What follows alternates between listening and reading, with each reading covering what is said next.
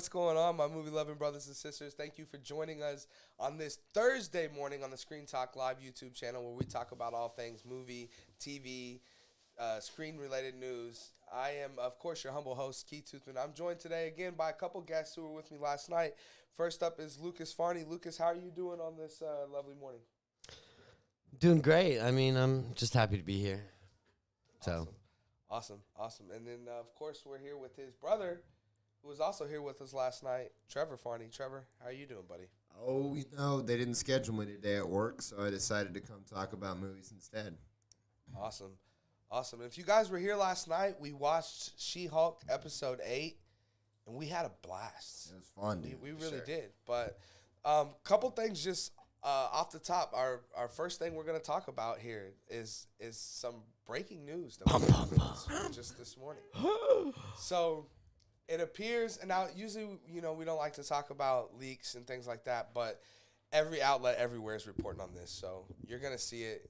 So if you're going to see it everywhere, you're going to see it on Screen Talk Live. So apparently in a Mexico theater somewhere, there was a leak of a recording of maybe a post-credit scene, it seems like, of Superman and Henry Cavill reprising the role of Superman. not just body doubling like Right. Shazam. Yeah. In the new Black Adam movie coming out in just a couple of weeks. Now, listen, we've all had theories that this was gonna be a great possibility. I mean, first of all, they both have the same agents. They're very close. They're pretty good buddies. They like each other a lot. And Dwayne "The Rock" Johnson has been putting on his Twitter for years. He was announced as going to be Black Adam 8 years ago now. Right. So it was a long time ago, but ever since then, just every once in a while, you'll see him post something about, Black Adam being stronger than Superman or fighting Superman or this and that. So it was always kind of teased.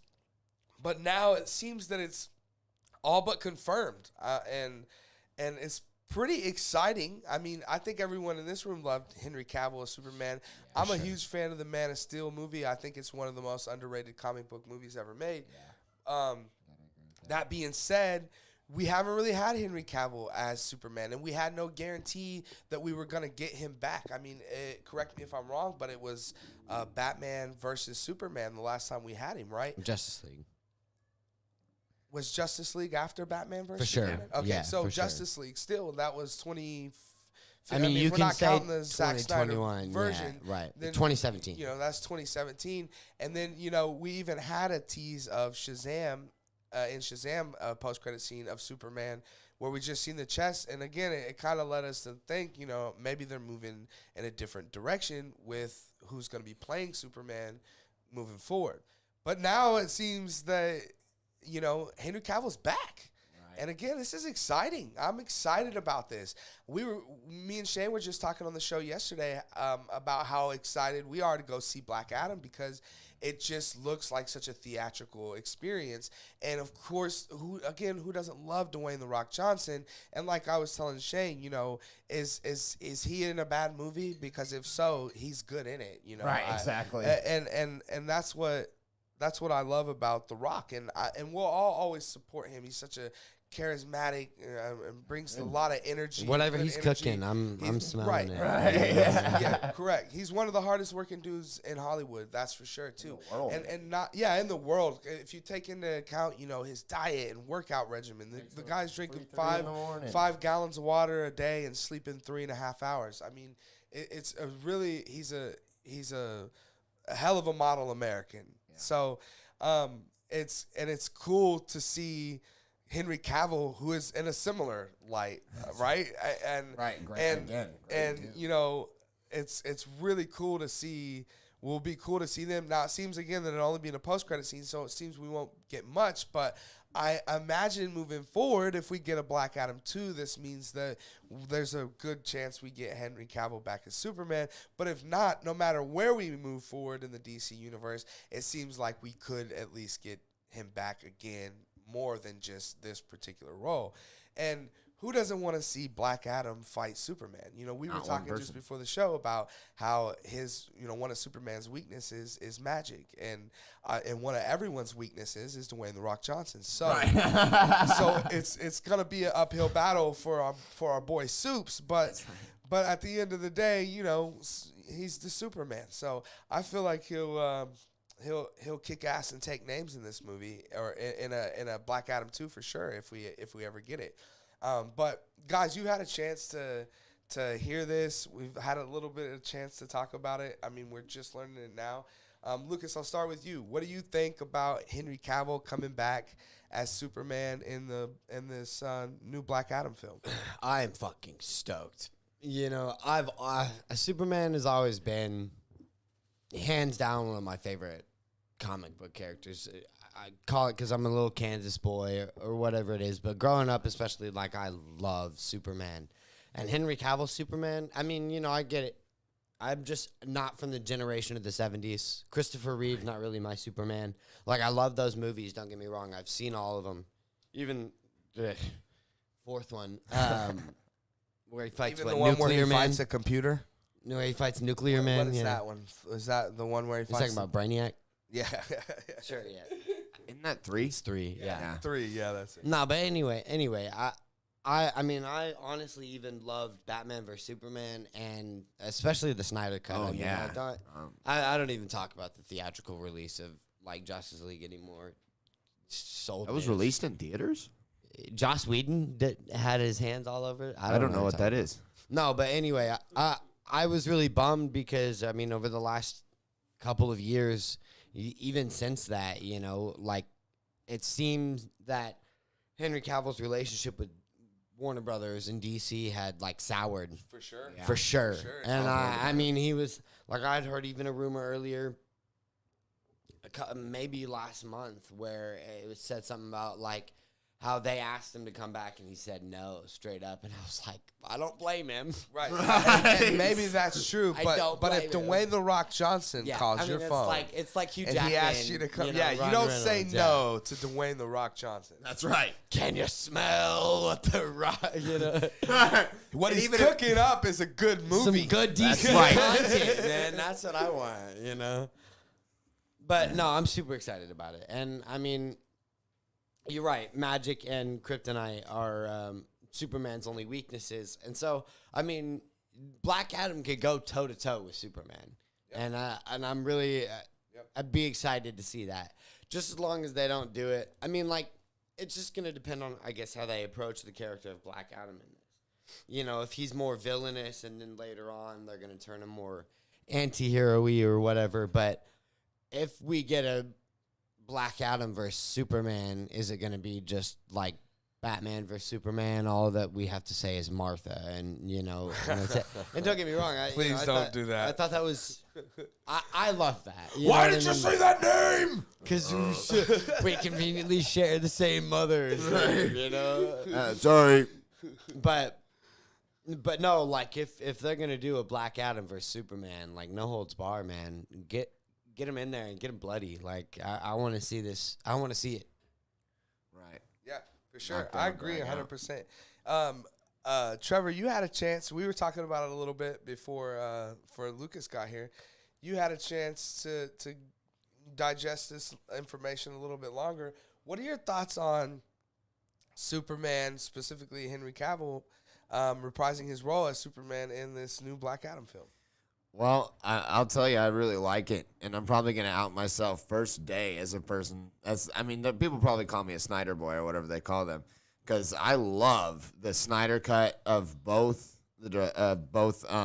Batman vs Superman and Justice League. Like, and I didn't think I was going to, especially with Batman vs Superman. I just didn't think they could fix it, but I ended up loving it. And a huge part of both of those is Henry Cavill, because Henry Cavill's, that dude is a top level actor. He's a really, really great actor, and I think what he did is something that really no other Superman could really get quite right, which is he brought kind of that extra vulnerability to it. Like, he is a Boy Scout, but even Boy Scouts aren't perfect, you know. So like he still fails and he still makes kind of the wrong decisions, and that kind of tears him up. And I love that aspect about him. I'm also just stoked that if he had to be in one, to come back, like, it's cool that it's Black Adam because, I mean, I've been waiting for this movie since it was announced, like that 8 years ago. You, Trevor, when they announced it, you had to be in what, like 5th grade, maybe? Yeah, I was just coming out of diapers at that point, and I was still excited. The Rock was still wrestling. Things were so different back then. Yeah, we were all like, dude, years, it was a lot of risks because, you know, at the time, superhero movies were not popular. Nor The Rock. 8 years ago? Nah, just like, but yeah, but I mean, even I remember at the time as they did announce it as like it was going to come out in like 2021 or 2. So really, they didn't delay it very much. Like it was slotted for like fucking years ahead of time. Well, we did have the pandemic, so maybe that let's give that like a 2 or 3 year, we say, a little window of buffer for it to say. That's part of the problem, but still, it was a long time ago. But when they announced it, it was like they announced it was gonna be like 2020 or some shit like that. Like they announced it like sure. I remember when they announced like, why are you announcing it now then? Like, because it was such a huge amount of time that I was like, what? Just do it. Just start announcing it when it's happening. If I believe correctly, I believe it was announced before Shazam was announced. Yeah, I think it was announced before, which is even more DC weird. Universe was going. Yeah. It was like it was like around the same time, if I'm remembering right. It was like sort of Man of Steel era, like when that movie first came out. It really was. It really was. I'd say probably like the Comic-Con after. Yep, of Man of Steel. Yeah, so Man of Steel came out in May. And they said it would be like about like, I mean, I can't remember if it was like 2020 or like later, but it was like in the 2020s that I was like, damn, why are they announcing this now? They're just, I mean, and honestly, I wasn't sure it was ever going to happen. Because I was like, that feels like, that's such a long time. I feel like it's just, like, something's going to happen in development hell. And, I mean, we went through the DC universe kind of almost crashing and burning. And so I wasn't sure this shit was ever going to happen. And lo and behold, here it is. So I'm stoked. And even more stoked now that I know that my boy Cavill is going to be coming back. As Superman. Yeah. Theoretically. Well, and I mean, that you add on top of that they said that Ben Affleck is going to be back for Aquaman as Batman, Oh, I'm down for that.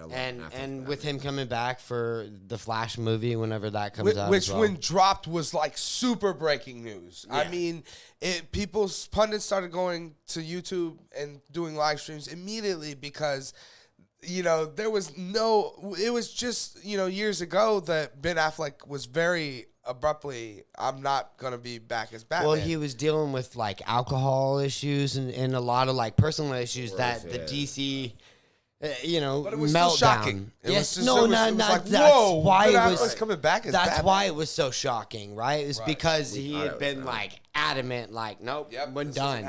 I'm doing the Flash and I'm out of here. Now, I wonder if, any of that has to do with Jason Momoa as well, being like, hey, come on, man. We're still trying over here. We still have the dream, and we're still trying to put it together. He was part of the first film as well. So yeah, right. Yeah. So, yeah, it's pretty exciting stuff, man. I mean, we're definitely going to go out in theaters, guys, and see this, right? I hope so. I mean, with Noah when he's in town. Yeah, for sure. Noah, hopefully we'll be here. I don't know. I don't have any chat open, but I don't know either. I should get some chat open here so I can see what you guys are saying down in the chat. But speaking of, let us know down in the chat section below what you guys what your guys' thoughts are on our boy HC coming back to play Superman and potentially against Black Adam. Like I was telling Trevor this morning, there's that shot from the trailer where Black Adam says something along the lines of, there's no man that can beat me or something like that. Right. And I can just imagine Soups floating down and being like, I am no man. Yeah, right. So fucking spine-tinglingly badass. Right. Oh my god. If they do it, to me it almost ends up being one of those situations where it has to be like Kong vs. Godzilla, right? Right. We forget the rest of the movie. Just give us 2 hours of Superman fighting Black Adam. I don't want story. I don't want character development. I don't want any of that. We don't need it. They badassery. both had their own movies now. I mean, I think that's where Batman vs Superman maybe struggled a little bit, is because that's what they're calling it, Batman vs Superman. I'm expecting 2.5 hours of bloody brawling between these two titans, and you get like 30 minutes of it, you know? Right. So if you can do a Black Adam versus Superman, go all the way, you know? Right, just give it to us. Yeah. Right. Make it Freddy versus Jason. Just Kong fucking versus beat them. Godzilla. I mean, that's off. that's a good way to put it. Because, like, that one starts off right off the bat, pretty much, you know, with, yeah. Sure. It should be like a really good pro wrestling match. They get in there, they just immediately start swinging on each other. Then you get into some more of the technical aspects in the middle of the match. You know, maybe you get a little interference from some of the other humans and superheroes that are like, hey, man, you might be destroying, like, the whole city in the world, so stop. And then he's like, get the fuck out, we're going to finish this thing. And then you throw down, you have that last big beat down and bunch of near falls. 1, 2, 3. Who's winning this one? Either way, like I said, I'm super excited to go check it out. I mean, what was the date on it, guys? 24th? Do we know? The 24th? So, I mean. Sounds right. It's coming up. I mean, it's what is it today? The 6th? Mm-hmm. So, I mean, you know, 2 we got a couple weeks, and we'll be going out to theaters and watching us some Black Adam with been a hopefully, you know, if all is true, with some Henry Cavill going on. So Yeah, right. let us know That'd be what you guys think down in the comment section below. Are you guys excited to see Henry Cavill back? Are you guys more excited to see Black Adam? I know I am. So that was just something quickly that, you know, kind of had just came up. So obviously the main thing we want to talk about here today will be, as the thumbnail is, you know, Daredevil showing up in the She-Hulk series. So we'll get to that. But a couple of things I just want to talk about quickly and get your guys' thoughts on that I found. So we'll say main topic number 2 today is, so the Oregon Trail video game is being made into a I like Lucas's face, right? Yeah, I can't even get it out before you have to make that look, right? It just gets worse as it goes. Oh, no. That's not the worst So part. the Oregon Trail iconic video game is being made into a movie musical. What? A movie musical? Is there any people, like, announced, like, who's attached to this thing? What? The possibilities of this are literally, because Oregon Trail is essentially just going west. Like fucking, that's what that video game is. Well, this is coming to us from Collider. I'll give you a little inside info on this. Collider says, with the release of their new film, Lyle Lyle Crocodile, coming later this week, directing duo Josh Gordon and Will Speck sat down to speak with Steve Wattenromps to discuss their adaptation of the children's book. So it sounds like it could potentially be those two that would be, it looks like they would be the ones directing it. And it was just very weird because I'm sure everyone here has played the Oregon Trail video game. Right. And to adapt that into a movie itself would be weird. But then to say it's a musical seems really weird. Don't you think, Lucas? Like, what? I'm looking at a article from Variety where they're talking about the interview with Collider. Sure. And they describe it as a darkly comedic musical version of the video game. Yeah. I see a quote from him here. They say, this is a direct quote. It says, quote, it was the only video game you were, quote, allowed to play in school because it was educational. So everybody would spend their free period in whatever, science, computer lab, basically playing this early video game. Right? And we all did do that. Like, I remember, you know, it really was the first. It's kind of like what Snake was on cell phones. Do you guys remember Right, Snake? yeah, it was like the first Yeah, game it was like the very first, you know. Now I can go download Grand Theft Auto 5 on my phone, but before that it was Snake, and that's kind of what this is like, right? Right. It wasn't like a great game, but it was like the first one to get there. Right, for sure. But yeah, so it feels, so now what you're saying, Lucas, is it's going to be like a little bit of a darker musical. Well, I would think so, right? Because people are like dying. Yeah, of less than white in Oregon Trail. Right, everything can kill you. You get Right, a cut, that's you get dysentery. Well, and I think just to stub your toe. I think too that the more that I'm thinking about it, because my reaction when you were first saying it, I was like, in today's political climate, you know what I mean? They're really going to make an Oregon Trail, but from the sounds of it, I guess I might be filling in, here, but they might almost be leaning into it. You know what I mean? Yeah. Like they recognize the Oregon Trail is not funny. Yeah, I get that. Right. But you mix that with the game, and so then you have this dark humor coming at it, like almost like A Million Ways to Die in the West with a musical. You know, if you ever saw that, right? It could because be, everything could kill you. Yeah, I mean, right. that's the whole point of the game, right? Right, for that sure. Could be it could be really funny. It could be. It just I'd have to see who they cast, because I would never. It's something I never would have crossed my mind, but now that it's here, I'm kind of like, I'm very, very curious as to what the hell that could possibly mean.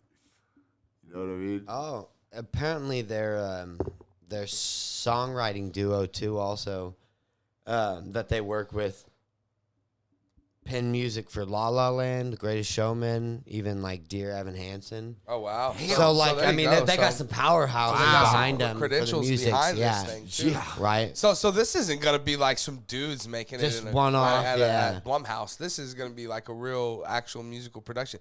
I'll tell you what, I'd go see this. Like actually go see it. Yeah. I would too. Like not in theaters, but like a in musical, theater. yeah. Right, yeah, for sure. I totally would. We know some people we could probably put it together. We get hands on the rights. Throw it together ourselves real quick. Yeah, we could probably do that. we can find a covered wagon. But yeah, Trevor, you've had some time now, to think about this as Lucas was just running by what he thinks.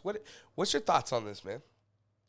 I am so oddly curious. Like, it's not a thing that would have ever crossed my mind, but like, you tell me that like you got like, I don't know, some great comedic actors like Christopher Guest or something like that connected to this. The guy who played the Five Finger Man, he's in This Is Spinal Tap.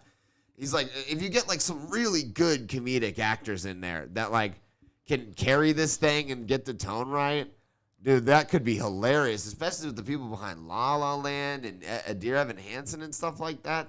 Right. Those people, those are some damn good songs, and they're poignant and good. Dude, I don't know. I mean, we were watching clips of The Office right before we went live here, and now that I'm thinking about it, like a dark musical comedy about the Oregon Trail. What if you got like Andy and his banjo back, and you got like Dwight and his guitar, even Michael Scott. I'm not going down for this. Like you get Steve Carell and those guys in there, dude. That would be hilarious. So like, that would be fun. yeah. This movie sounds like it's gonna be awesome. Sort of like the Sweeney Todd episode. Mm-hmm. Yeah, right. Yes, exactly like that. Right. God, what an episode! The demon barber of Fleet Street, right? It's got my attention. It's the little bird. That's how I hear a little bird. right. But yeah, I mean, I guess my next question for you guys is,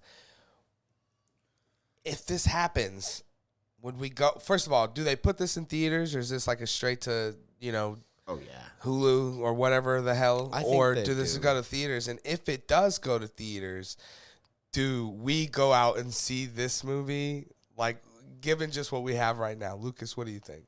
I think there's a solid chance. I mean, if it gets made, especially depending on the studio that's making it, that it gets put in theaters. I mean, even if it's for a limited whatever, like Dear Evan Hansen was for a while, you know what I mean?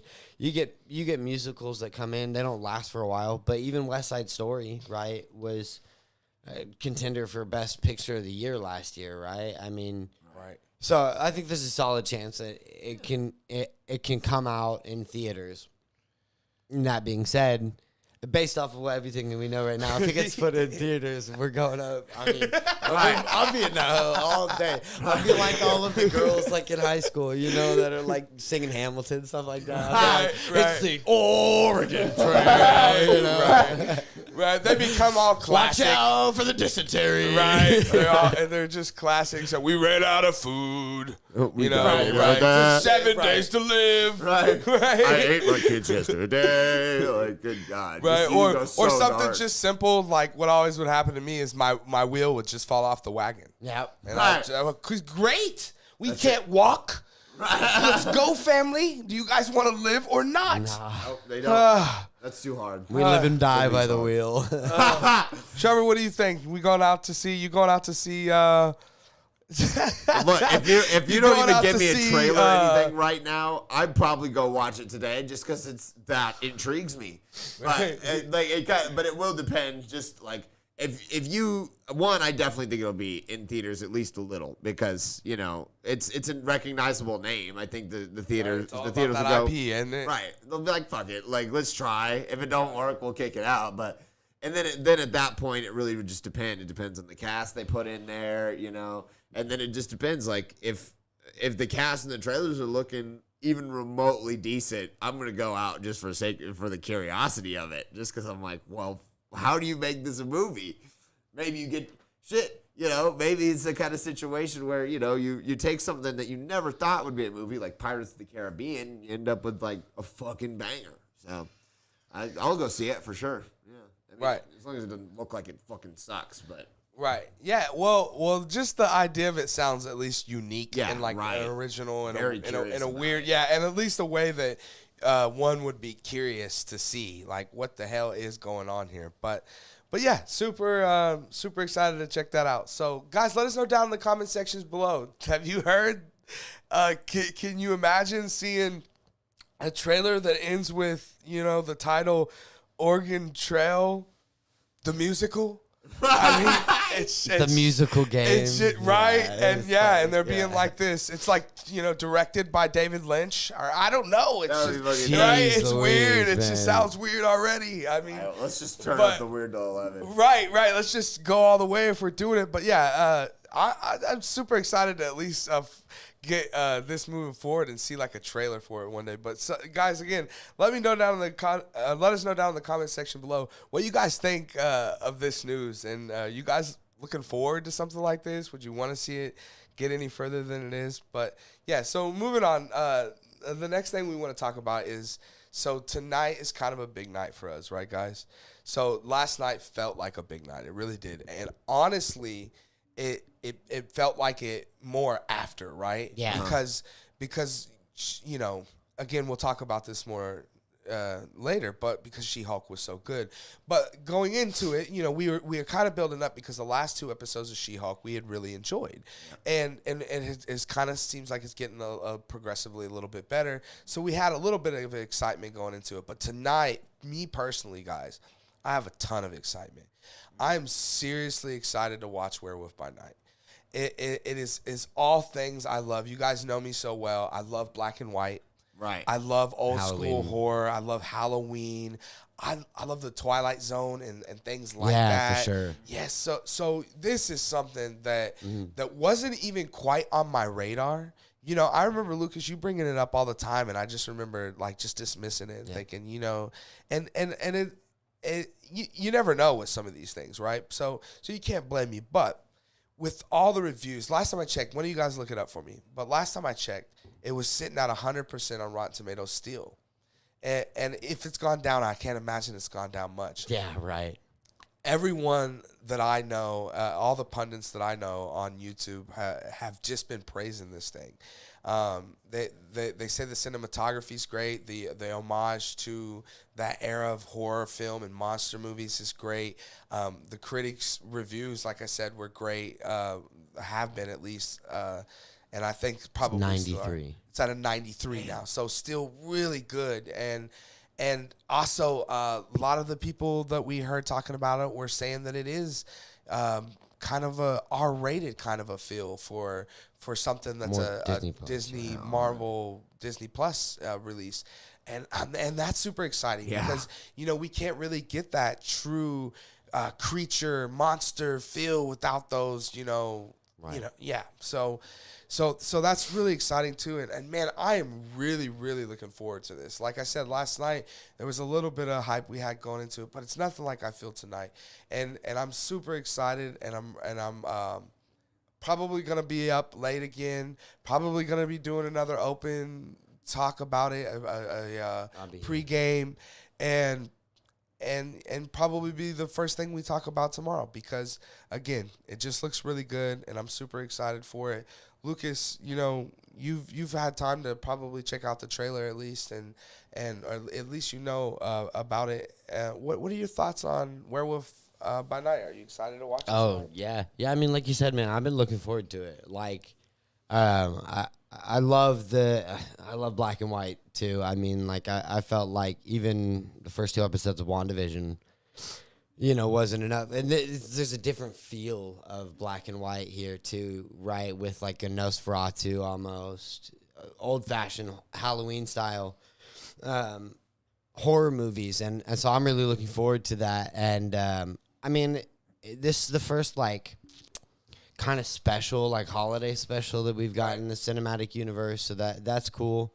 I mean, we'll get the Guardians of the Galaxy one obviously this Christmas too, but I think the thing I'm looking forward to the most about it though is that, I mean, spoilers maybe, but I've heard Man-Thing makes an appearance in it, and I'm really looking forward to that. I mean, well, you guys know how much I love Man-Thing. Yes, sir. I really love Man-Thing. I love Man-Thing so much that I had convinced all of you guys in this room, I'm pretty sure, and lots more. Maybe, you know, they should somehow get me to be sponsored by them, because I don't think as many people have watched that 2004 Man-Thing movie as many as I have put onto it. Right. And look, I love that movie.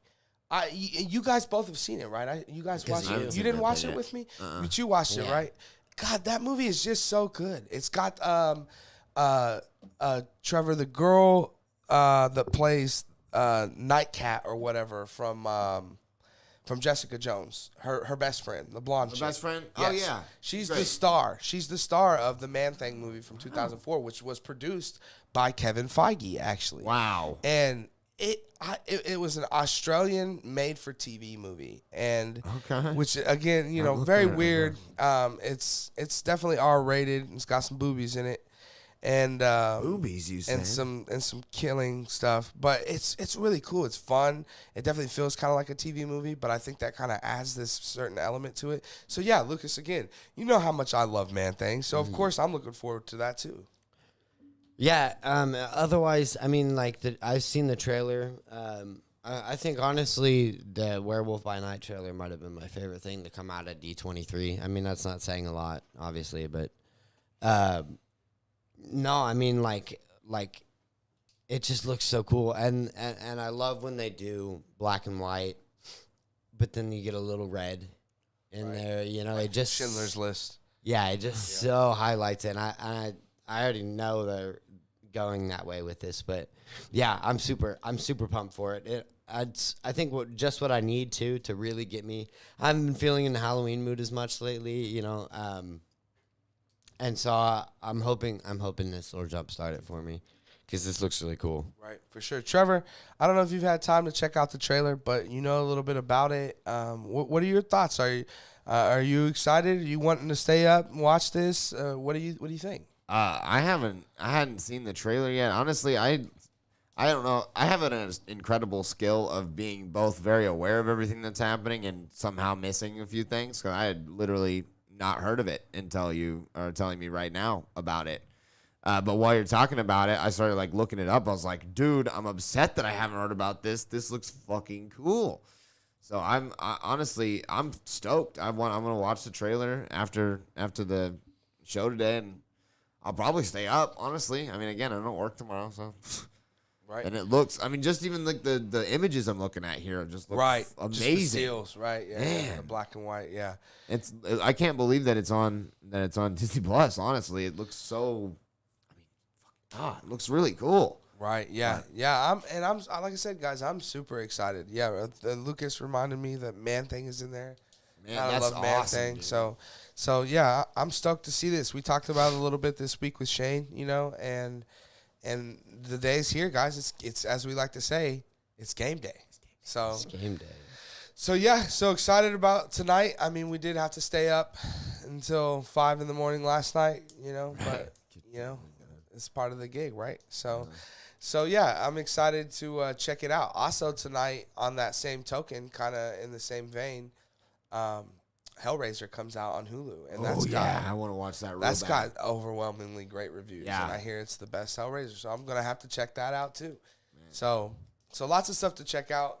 Still need to check out Hocus Pocus 2 before Monday when Shane gets back. So yeah, but it is October. It's that time of the year. Like me and Shane were saying that it's a lot similar to Christmas, where we all kind of are in the same mood, and so we can gobble up as much as that horror entertainment as we can right now. So, but guys, let us know down in the comment section below what your guys' thoughts are on this. So.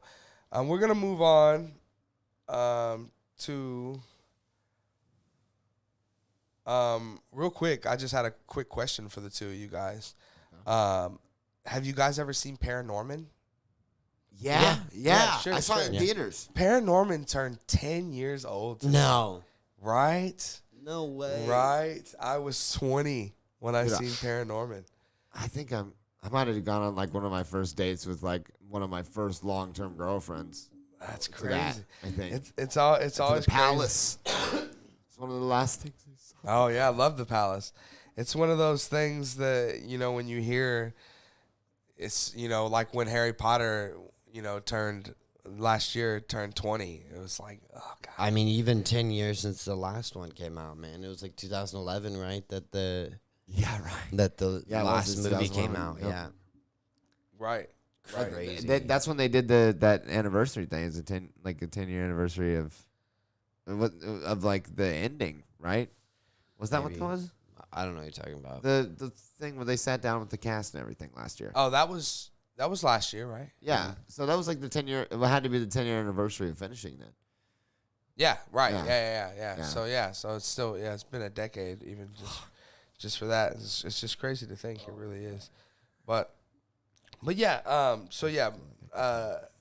just again, kind of crazy to think that it's been 10 years since Paranorman. I really love that movie too. I have to show it to my daughter at some point. One thing we did want to talk about today, but looks like we're not going to, is that we thought the Chris Pratt Super Mario trailer would drop today before we got to start the show, and we actually started the show a couple hours late and still weren't able to make it in time to see the Super Mario trailer. So it's a no time, So here we don't go, So no big deal. No big deal is what it is. I feel like our main topic is going to take up a lot of our time anyway. So let's just go ahead and get to it, guys. Like last night, again, if you guys were here with us, if you didn't check it out, we have the videos up. We had a pregame where we sit around and just kind of hung out, talked about our thoughts on She-Hulk so far, our expectations and wants for the episode that we ended up getting last night. And we answered, any comments and questions you guys had. And I think that if I remember right, when we went over into the room and asked what we all expected or wanted from this, we all had the same answer, didn't we, guys? Daredevil. Yeah. We all had. Bit of Daredevil, yeah. Yeah, right. We all wanted Daredevil. And what did we get? We got it. I mean, we got it in the best type of way, and Right. it was awesome. Yeah. Like, coming from a guy who just last night, like I said, if you haven't checked out the video, go check it out. But I was saying just last night that I never was the biggest fan of this Daredevil series. I never was able to get into it. I tried 2-3 episodes, and it just never got rolling for me the way that a lot of other things do. And then as it got later on, like I said, there's just so much now that we're in the golden age of television that with all these options, I find it hard to go back and watch a series that's been canceled and that we never really will see. But of course, alas, here we are. We are seeing it again. Somewhere. And yeah, so, like I was telling you guys this morning, it was really for me what it did is it woke me up and was like, dude, I gotta go check this series out. Like I immediately need to go check this out. I mean, first of all, let's talk about Charlie Cox. Charlie Cox clearly is born to play this role. He plays Matt Murdock. I mean, probably better than he plays Daredevil. Because he just fits the character. And, like Trevor was saying last night, he's so smooth. Right. And he's so... Subliminal. Yeah, he's so crafty. The beer. Love it. Yeah, love it. Yeah. Oh, help me out, lady. Yeah, right. I don't know where stuff is. I'll say, I got to say, I don't think you... I'll bring this up more when I do mine. Is like, I don't think we've gotten to see his, like, full... you don't see him go full Daredevil in this one. Sure. Yeah, for sure. But anyways, yeah. But when we do see him go full Daredevil, it was still great because we still got that Matt Murdock shining through because he wasn't kind of putting on that facade for Jin because clearly, as we find out later in the episode, he kind of feels a little bit differently about Jin, right? Right. So he doesn't mind maybe letting her know who he is. So he's not really even being Daredevil even when he is Daredevil, right? Really have so we never get to choice. see him really be Daredevil, right? And I understand that. But I love the decisions that we make. We talk about all the time, we know, most of us in this room, and specifically me, I'm just not a big fan of the comic book relationships. There's a few that we love, Tony Vision. and Pepper. Oh, yeah. Scarlet, Vision and Wanda. Spider-Man and MJ and the new one. And Mary Jane in original Spider-Man too. Gwen and Spider-Man, they're by far the best part of the movie. But either way, and a lot of times what it feels like to me more is like what happened in Age of Ultron with Black Widow and Hulk. It feels like, whoa, this isn't natural. This doesn't feel right. Where Tony and Pepper felt so real, you know. And I think that's what this did. It just felt, it was almost like we were watching it happen, and then and they're so brilliant with their timing, and they really are just starting to really figure this out. And it's too bad because there's an episode left, but it was really good, man. I really enjoyed seeing Daredevil and her like have their little fight, which I didn't expect. When I had seen the little leak of it, I thought, I didn't have no audio on it, so I thought for sure that he was like going hard on her because it just seemed like it. Right. But, just goofing around more than anything. But yeah, he was just trying to, get her to calm down and prove a point. And yeah, but it was great. But, and it's so, I love how aware of itself the show is, like you were saying in the beginning, she's like, let's not forget, this is my show, and the reason is, like we were saying, is because he stole the show. Right. Yeah, I did. And that's why, when I made the thumbnail this morning, before producer Shane came in and edited it, I had it as Daredevil Attorney-at-Law, because really it became his show last night, right? Right. And I love that. I really did. I enjoyed that so much, and I like the suit a lot too. Yeah, I like the display of the powers. I love like when she goes to hit him and he hits her with the Neo from the Matrix, just all the way to the ground. Yeah. I enjoyed it a lot, man. I love their chemistry. Yeah. And going back to what I was saying earlier, their chemistry and not liking couples in comic book, but it's doing so good that at some point it's so self-aware that she turns to us and breaks the fourth wall, and she's like, you guys are feeling this too, right? Right. And it's so natural. And it's so true, because we're like, I am feeling this. I was like, before she was saying it, I was thinking it. I was like, oh, dude, like, this is something happening here, right? And it just feels so organic. Yeah, it feels like it's just kind of happening. A real relationship to people that meet, and I love that, and I love how it ends. I love how the walk of shame. I love how for sure. I love how Jen is a woman who takes what she wants, and she gets to the point. Even You know, there's that last scene, you know, what time or what day are you leaving? I'm leaving tomorrow. But next time I come back, maybe we can, or we could just skip all that. Right, right. And this is what I mean, you know, like, you know, I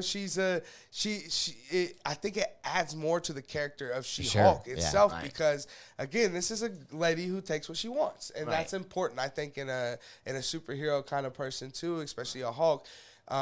But yeah, it was really cool to see Daredevil. Outside of Daredevil being in there, and man, seeing her in that last scene Hulk out was really cool for me. And like I was explaining to you guys immediately when it happened, the first thing I said out loud in the studio was, as we were watching it, was, now you get to see what it's like to really be a Hulk.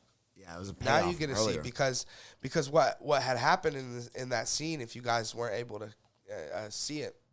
Spoilers, by the way. You don't want to hear this. Mute. But what happens is she loses it and she hulks out. And when she is in this Hulk rage, she kind of is, you know, loses her sense of Jin. Grounding, and yes. And so because of it, she kind of becomes more Hulk than she is Jin, which we haven't seen at all in this series. She's really been in control the whole time until this moment.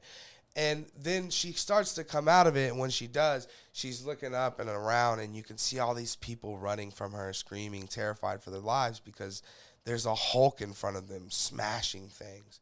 Right. And like I said, and that's when I said, you know, now you get to see what it's really like to be a Hulk. Because if you guys remember, there's that scene, there's multiple, but just what came to my mind immediately was the scene in Age of Ultron where, you know, Hulk had went on that rampage, you know, to no fault of his own, of course, but nonetheless, he did it, and people didn't know how to see it because, again, they've only ever seen him in this one way. He's this big green monster, and yeah, you get the point where Wanda's, you know, curse is kind of wearing off of him, and he's looking around and he's seeing all these people run for their lives from him and fear of him and terrified of him. And he's so confused because, you know, sometimes when he's around, there's these group of dudes that are like, hey, dude, you're one of us, and we're Earth's mightiest heroes. And and he's like, wait, shouldn't these people love me and like be running toward me? So he's a little confused, but he's also not the most, you know, intelligent thing. That's like babies. Right. So we got a scene that was very similar to that scene from Age of Ultron where she starts to look up and realize that, you know, what she's done and how it's affecting, you know, making her image look, and not to mention that the people who designed this plan, you know, kind of wanted this to happen. That's clearly exactly what they wanted. So they were trying to prove the point that, you know, at the end of the day, she's not who you think she is because she's a Hulk. Right. And the Hulk that most people know is uncontrollable. Where Jen Walter's Hulk, for the most part, from what we've known until this instant, has been totally under control and grounded as a unified character, what we would now call Professor Hulk, you know, Smart Hulk, right, or Smart Hulk or whatever. Right. And so, yeah, so I was really glad to see that.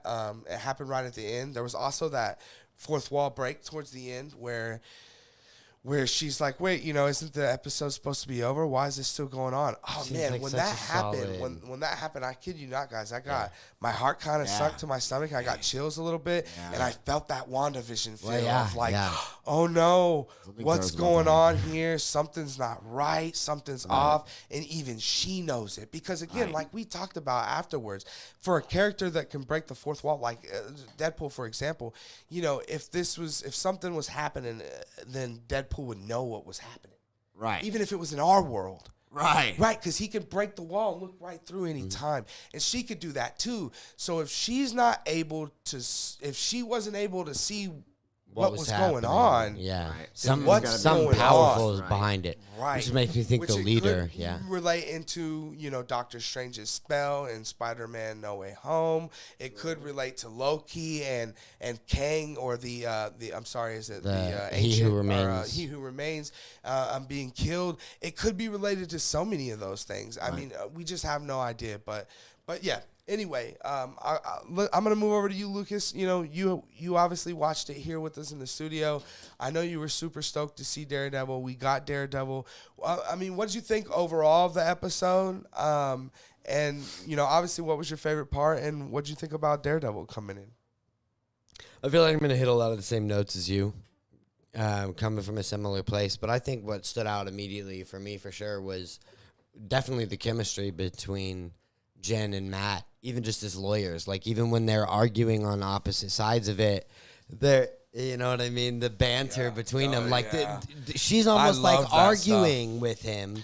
They are. And then but at the same time, she's like, wow, this dude's kicking my ass. Right. It's kind of hot. Right. I didn't want to support this guy anyway. Right. You know what I mean? And yeah, so that was great. It's the game recognizes game. Yeah, for sure. Exactly. I think another thing bring back up, because I also haven't seen. Now I want to watch the Daredevil series all the way through. But honestly, for the same reason, because like I didn't notice how sly he was. Like the Kane thing when he first comes in, one thing. Right. But to me, he it was comes the beer through with one. this walking stick in the courtroom. It's like, sorry, I'm late, Your Honor. I had trouble finding parking. That's our boy Matt. I mean, that's hilarious because as we know Daredevil, we know that basically he can see better than everyone. Right. So he can see everything. So it's hilarious. It was hilarious. That's a great mechanic.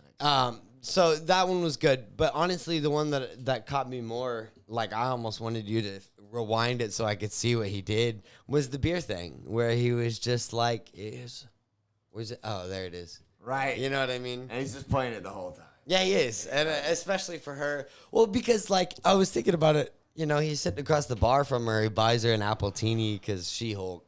Right. But how does he know it's her? Right. He's asked the bartender, he's also "Hey, is this staring at She-Hulk her over there?" from across the bar, smiling just at like her. this, yeah. So then when she was like, when she like ripped his mask off, do you fake being blind? Because that's really messed up. Oh my Dude, God. that was So funny. Oh my God! Right? He's like, no, I have echolocation. It's so funny. It's so funny because it's such a real, like something that you as a grounded, real human being would want to ask someone like that. Like, wait a second, dude, have you been playing like you're blind? Because if so, that's really messed up. Right. Like abnormally messed up. Right. For sure. Nah, I'm actually That's a blind. boy Matty boy. Yeah, I love that stuff too. But he's really good. Yeah, and I mean, he really stands out in it. But so does she. I mean, like she's great. She is great. Yeah. I mean, I've been really enjoying her throughout the whole thing for sure. I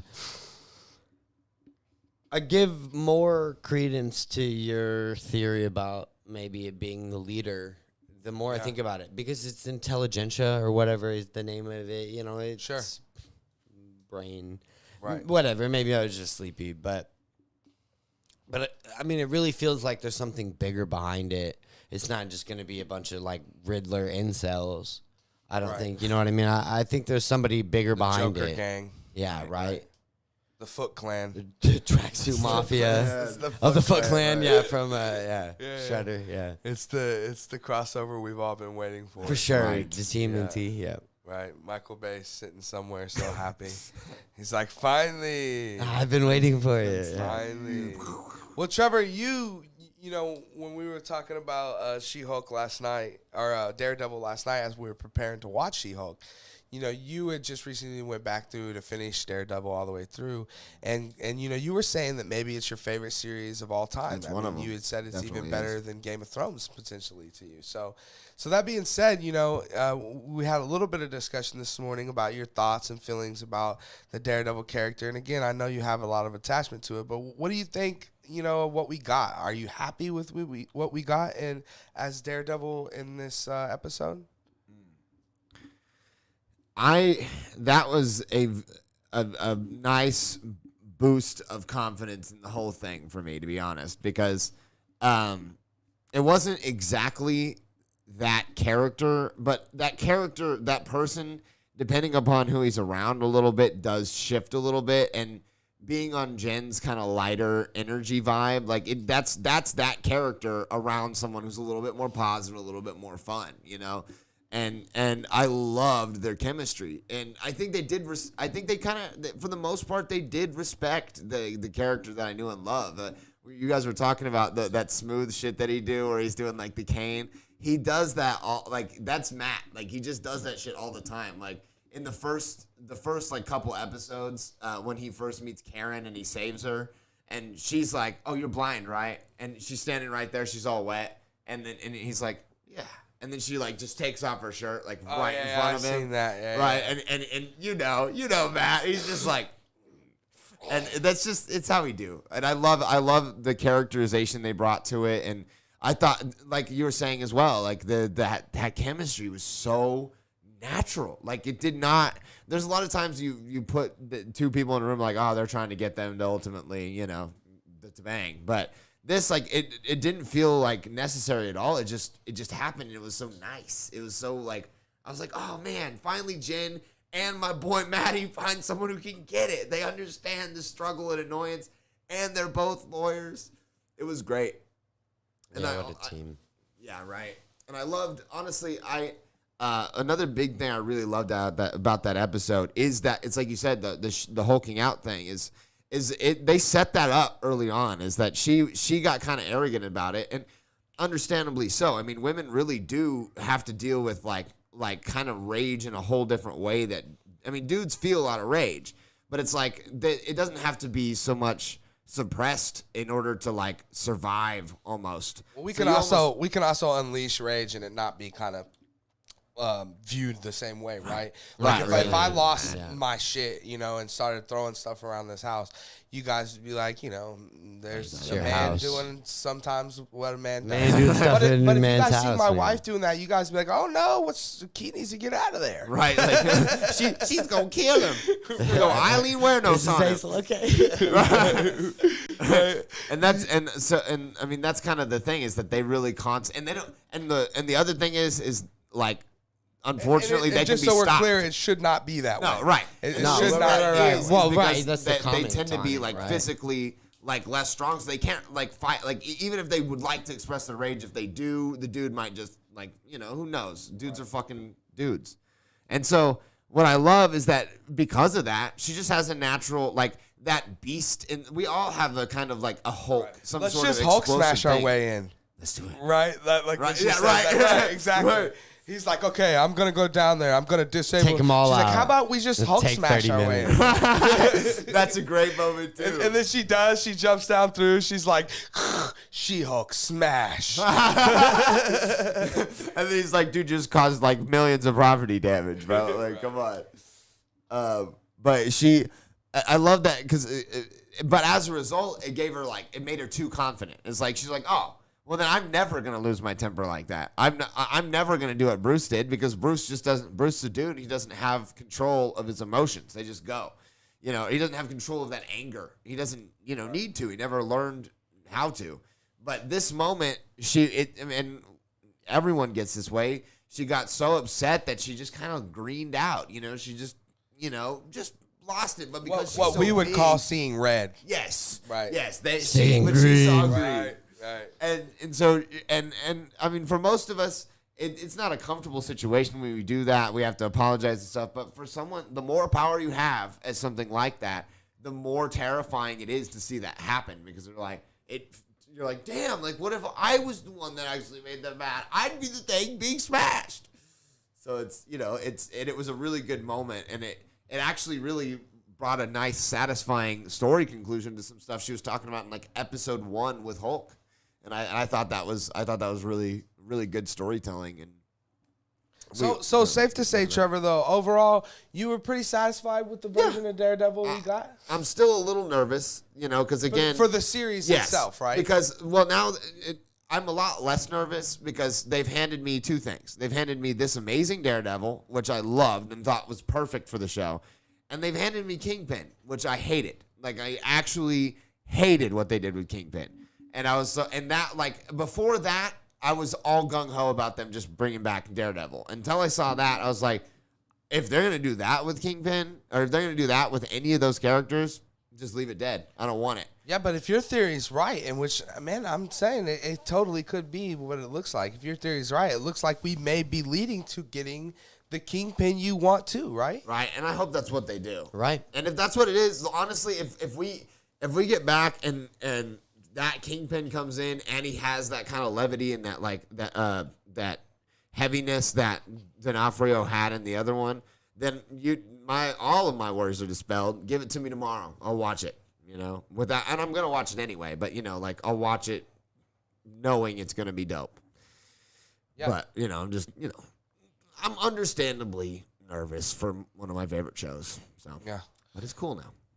Yeah, it makes total sense because, like I said, you're super passionate about it. You like the show a lot. So, but yeah, for me, again, guys, like, man, it made me want to go back and watch Daredevil. It made me feel like, how did I miss out on this? It made me feel like, as we talk about all the time, there's those meant to be castings. And he felt so right as Charlie Cox and as Daredevil. Charlie Cox felt so right as Daredevil. And yeah, I thought it was awesome. Like I said, the little fight scene was really cool.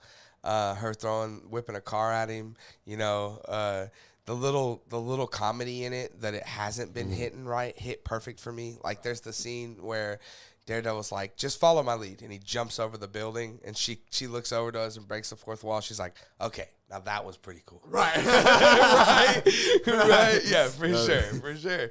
Right. Yeah. And it's funny because, as you mentioned, Lucas, in the beginning, we get that back and forth banter between them with in the courtroom, where you also have this like underlying respect and like sexiness between them, right? And then you get it again, for sure. Right. In this as they're showing each other their powers, kind of, and what they're capable. Yeah, they're of. just balanced. Yeah, really they're seeing. Yeah, for sure. I did love too that we finally got a thunderclap in the MCU actually used against somebody. Obviously, it wasn't like that hard because it could have potentially just blew him into pieces. I don't know, but it definitely did. If you notice, like when he fell down and like he was trying to get up, he couldn't like get his balance, and he was like covering his ears and kind of screaming a little bit. Well, even when she ripped the mask off, right? And so she had said clearly, he's blind. She had clearly hit him. He's like, so no, hard. I can just hear really well, or could. Right. That was great. Right. Could. Right.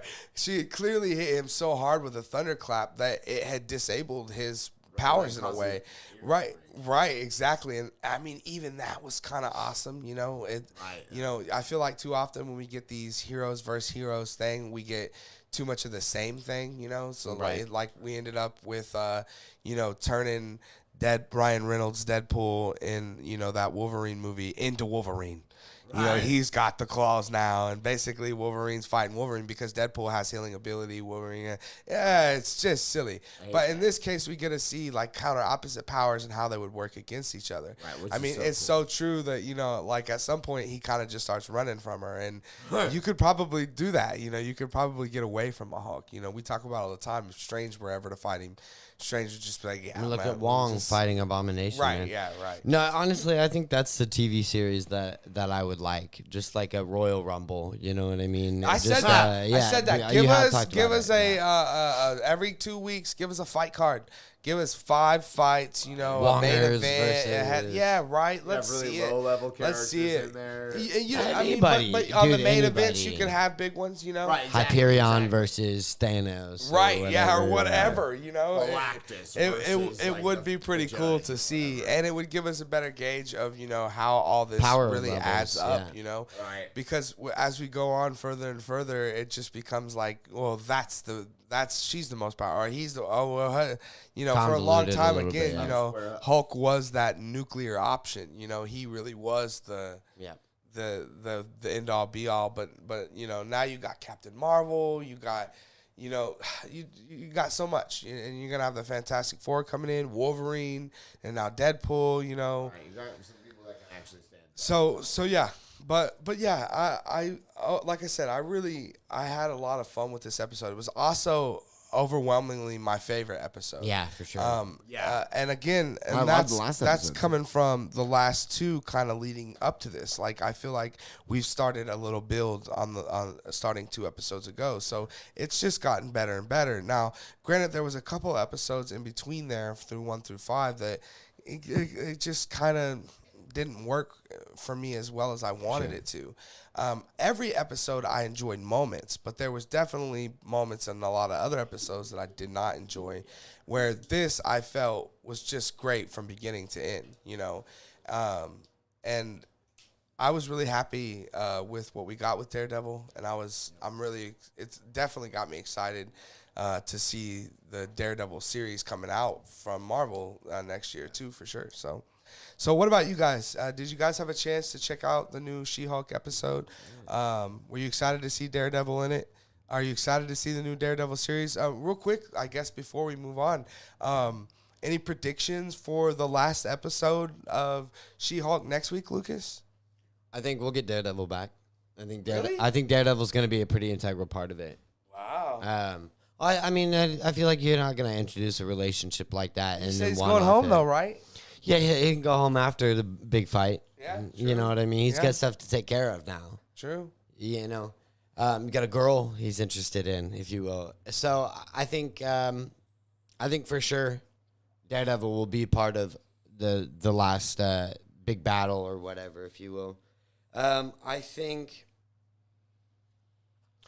really all that's left, honestly, story-wise, is like Intelligentsia and all that. I think that maybe that Todd dude might come around and he's got some more the just annoying one. Right. Yeah. Or Leapfrog might come back, play a part of it. I would like to see, though, I will say Ribbon, rip it. Ribbit, rip it. Yeah. Rip it, baby. I will say I would like to see what I would like to see, and it has nothing to do with story, is her brother and Pug in the same scene together. You know what I'm talking about? Her brother is just like the real Ethan, you know? Yeah. And then you get Pug too. Like those two together, I feel like their chemistry, it's just it's missing out. You know what I mean? And like, I don't know. I think a lot of the moments that I've really appreciated, especially from episodes 1 through 5, I mean, whatever that one was that Pug was doing during the like Wongers episode or whatever, you know what I mean? When Pug had his own case, dude, let me get some more of that. Or even that was awesome. even what's her boss's name? The chick, which by the way, I loved her line in what does it feel like to be like a female attorney? Right, yeah. And he's like, I'm just sick and tired of being asked what it's like to be a female attorney.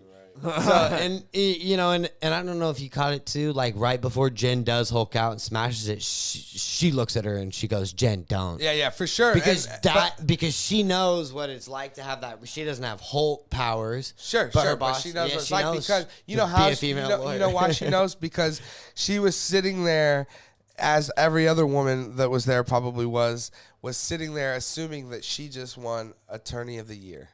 Right. But it turns out you and 30 other women, lady.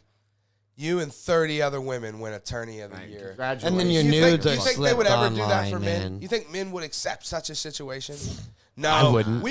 We as men, we would rather pick one than to say We'd there's all 30 of us equal. We'd all get up Yeah, there we and be don't like, want- all right, like, okay, but so which of us 30 nobody won? was Right, it? Key exactly. was you know? The 30 of us would get up there and we start sizing each other up. And then a huge riot would break out. No. Be like- Sometimes men can solve things diplomatically. I'm telling you, I think in that situation, either it's an all-out brawl, or we're all gonna look at each other, and the biggest is gonna walk out of it. You know, Right. We don't even need the brawl. You know, we're just, but that's that. I mean, that's what's so frustrating about that situation for them, right? Is that they can't do that because otherwise, they're being, you know, psycho women or whatever. Right. You know. Yep. I agree 100%. What about you, Trevor? What do you think next episode of She-Hulk, what do you expect? Do you think Daredevil's going to be in it? I think if my theory is right and Kingpin is the final thing, then I would say he'd have to be. Like, I don't know how he is. I don't know in what capacity.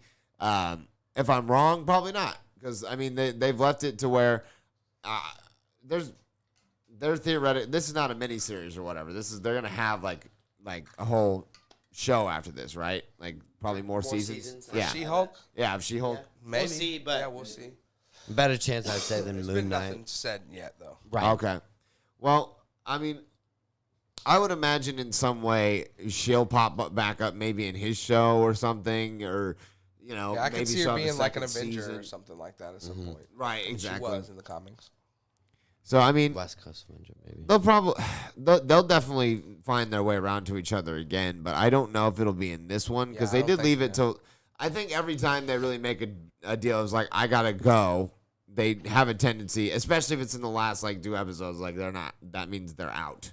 Right. So, but I also wouldn't be 100% surprised if he wasn't there. Yeah, for sure. Especially if it is like Hulk King, you know, like it is Kingpin, you know. Right. So, we'll see. Yeah, We'll for see. sure. But you But- excited about yeah. the finale? I mean, what are your theories for our villain? You still on the Kingpin kick? I think so, but the leader's starting to sound more and more like there's definitely a possibility there too. The more you guys talk about it, and I'd be kind of happy with either one. I'm definitely looking forward to it. Like I think if you would have asked me about 4 weeks ago if I was really excited for it, I would have maybe had a different answer. I wouldn't have been not excited, but I would have been like, oh yeah, we're gonna watch it. But now I'm like pretty stoked. Like starting with about 3 episodes ago, it started to like kick into a different gear, and this last one, like it landed on all cylinders. So I can't wait to see how they close it. I hope they have some callbacks too. You know, I really do hope they have like Madison come back. I I would like to Marty's see there for a Madison second. again. Going forward, I would really, I would like them to have some more episodes per season if they're going to have short episodes. And I would like some episodes that are more like story, like go out and do stuff. But I'd like to see several like just procedural ones where they're just in the courtroom and they're just like talking about the legal ramifications of like superheroes. Like I would really like to see that. But Well, I so far, think I'm that's excited. been one of my favorite things so far about the show is whether they're doing it in the context of a courtroom or whatever. They've answered a lot of questions about like the current like climate, if you will, of the MCU. I mean, Especially even on a street level. right. Well, even last night, you know, he said the Sokovia Accords have been repealed. Yep, for sure. Did we know that? We did not know that until Right. now. I mean, you know, and I remember them at the beginning of She-Hulk, the writers or directors, somebody said that they were going to answer things like that. Specifically, they mentioned the Sokovia Accords, but, you know, a lot of other things like what's going on with Wongers. You know, it's opened some new questions, obviously, but like what does yak milk and vodka taste like? I But, kinda wanna get in there and try. But no, jokes aside, whose wedding were they at? You know what I mean? Things like that. Have you ever had a Long Island iced tea? Maybe.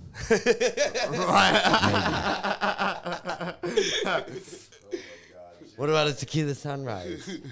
I don't think so. I once had yak milk and vodka. Never again. Never again. Oh my Do you still God. have Do you have some? any left? Right? Yeah. Oh yeah. But anyways, guys, again, yeah, we're looking forward, especially now after this last episode. You know, there's only 1 episode left. You know, I will mention one more thing too that bothered me about it. Again, I hate to be the guy complaining about this constantly, but you led me here, Disney and Marvel. Where's my post-credit scene, man? Yeah, Where for sure. is it? There's 1 episode left. You could have gave me one of them sitting up on that street sign together, eating McDonald's nuggets together. Literally That's it. anything. It could have was literally my just baby. been that, and you just pan out, and I'd have been like, oh, cute. It could even just be Jen. You don't even have to do the CGI necessarily. Right. I don't care. I agree, and it perturbs me again that you give us them, you know, For in half the of very the season. beginning. Yeah. Give us it For all 5 or none. episodes, and then you take them away. I was really expecting, for some reason, you know, which I shouldn't, but we all do as film fans, right? And I'm not above it. I was really expecting a post-credit scene finally on this one. You know, with one episode left, you know, you had Daredevil. There was a kind of a tease at the end, and I thought, okay, for sure, we'll get a tease and now who the main villain is going into next week. You know, kind of like we got in episode 8 of WandaVision, where we got the White Vision tease at the very end post-credit scene. Right. So we kind of at least knew going into the next episode who we were what we were up against. Where I mean, you know, again, I hate to complain about it because it doesn't make or break or make this a bad show in any way, but it just perturbs me. It just bothers me, again, that you gave it to me and now it's gone. And then, you know, will we get one coming up? I mean, even the funny stuff, like one post-credit scene we had was just her dancing with Megan Thee Stallion, you know. It could just be silly stuff for all we care. This is a comedy, man. But anyway, I digress. You know, it's a small complaint that I have about it. And I'm assuming we get a post-credit scene, you know, on the last episode, right? So, So, guys, what do you think? Again, did you have time to check out the new episode of She-Hulk? I mean, what did you guys think about Daredevil? Did they serve the character well? I mean, I know there's a lot of people out there that enjoyed that Netflix series, you know, like Trevor, you know, that, you know, it was it's what made all the other Netflix Marvel stuff possible.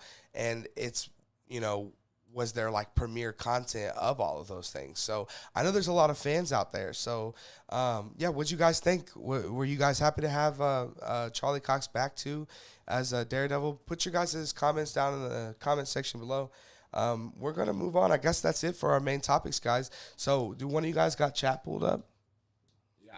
Okay, cool. Can we see if there's any? It looks like there's a few questions in chat, starting with Sega Crew. If one of you guys wants to read them. The Sega Crew asks, what is your favorite Ben Affleck movie? Okay, well, we were talking about this morning. Ironically, we were talking about, you know, Ben Affleck playing Daredevil. I mean, that's definitely not my favorite Ben Affleck movie. No. So I'm going to need a second to think about it. But while I'm thinking about it, I'm going to throw it over to you, Lucas. Lucas, favorite Ben Affleck movie? I think favorite Ben Affleck role... I might even take it all the way back to Good Will Hunting, like his character, and I mean I just love that movie, and I love, like, you know, all jokes of the like Family Guy of the Family Guy joke about the writing room of Good Will Hunting, how like Ben Affleck's just chilling on the couch and that, you know, all jokes aside about that, like that movie's just so good. I will say my favorite Ben Affleck movie though, I feel like it's pretty easy. Is Gone Girl. Gone Girl is so good, dude. Yeah. I mean, I remember watching that. That was when I worked at the Warren still. That was one of the first like sneaks I ever got to see, and that was like the year before Batman vs Superman came out, and I remember seeing that, leaving, and I was like, "Oh, this dude's gonna be the best Batman ever." I felt the same way. I remember that for sure. I wasn't too worried about it because I know how good Ben Affleck is, but I remember leaving Gone Girl. I was like, I told y'all so. Yeah. What about you, Trevor? What's your favorite Ben Affleck movie? Honestly, I'd probably have to repeat a similar beat, but I'll say this. So my favorite movie that has Ben Affleck in it is Good Will Hunting. Okay. So close second is Dazed and Confused. Dang, yeah, I just forgot about that one. Yeah, but right, picking up trash. What are you doing? But my favorite, like when you say Ben Affleck movie, my brain thinks like movie starring Ben Affleck, where this is his movie, and it'd be either that or Fargo. He's awesome in that movie. I mean, he directed that movie, or Argo, not Fargo. I was going to say Fargo. What? I get those two in my head. But yeah, he directed that, and I mean that movie to me proved everything Ben Affleck can really do. Because I mean, a lot of times he's been like kind of Matt Damon's best friend and also Jennifer Lopez's boyfriend, you know. But like he proved to me through that string and then Batman that the dude's talented. Like he really is good, and he does work hard, you know, and you know, he deserves to be where he is. Right. Well, favorite for me probably would be Clerks, right? But if we're not doing that, I think best movie for me, it's got to be Gone Baby Gone. He's not in that, is he? Is he not in No, that? he just directed that. His Did he? brother is the lead in that He one. only directed it? He only directed that. That was his first. Well, see, that's the thing with Argo and these things. He's just such a great director. Yeah, that's too. what he's best He's a at, very actually, underrated I director, think. and this is why, as fans, the fans that really loved him as Batman wanted to see his Directed Batman him movie, direct man. the Batman movie because he is such a very talented director. So yeah, and for some reason I thought that he had a small role in it too. He might have a tiny role. Yeah, in it, right. But it's like a cameo. Yeah. He wanted, But you, 'cause I think you he can wanted include to it. not be Yeah. in it. Favorite movie, man. Yeah, Because, but it is a really good movie. Yeah, and and really. Casey, look, I think Casey Affleck's a much better actor than Ben Affleck. Maybe not much, but he's better. Like he's the superior actor, whereas Ben Affleck is the superior director. Like Ben Affleck is a genuinely like almost great director. Like Yeah, I he's mean, made Argo 4 was movies. nominated for Best Picture at the Academy Award, I believe. It wasn't won best something. Maybe director. Yeah, I think it was best director. Yeah. So for me, it breaks down like this: like Ben Affleck has had 4 movies, and the first 3 are genuinely great films, and the fourth one, What's the fourth one? it was the I can't even remember what it was called. It was like a gangster movie. The and it was like, Accountant? no, it was like a big epic movie, and it bombed like bad because it was just really, really, really. It was slow. And It just won didn't really Best go Picture. Argo Count? won Best Picture. No, that one was really, really, really good. Argo won Best Picture. Yeah. That's That's what amazing. I thought. Yeah. Okay, so it was Best Picture. It's the one that came after Argo. It was like his passion project. I can't remember what it's called. Not The Accountant. No, it's like Light or something like Live by Night. Live by Night. That's Yeah. it. And I saw it, and I literally don't remember a frame of that movie. Oh Just yeah, because it's got pretty bad reviews. it's long, and just nothing really happens. Like, because it looks cool, he gives a decent performance, but I literally don't remember anything that happened in that movie, and I definitely saw it. Yeah, So I think it's if just- we're all being honest here, none of us are actually like huge Ben Affleck fans, right? But I yeah, enjoy him. Vegas. I'm glad he Yeah. exists. But yeah, thanks for sending in the question, Sega sure. Crew. It's cool to have you guys here in the chat, chatting with us. What about next question, Trevor? We got something else?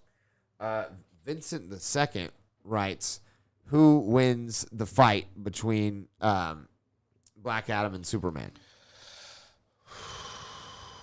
So, if we're being real, right? Nobody wins this fight. Like No. this is Not on our battle to planet. some sort of, the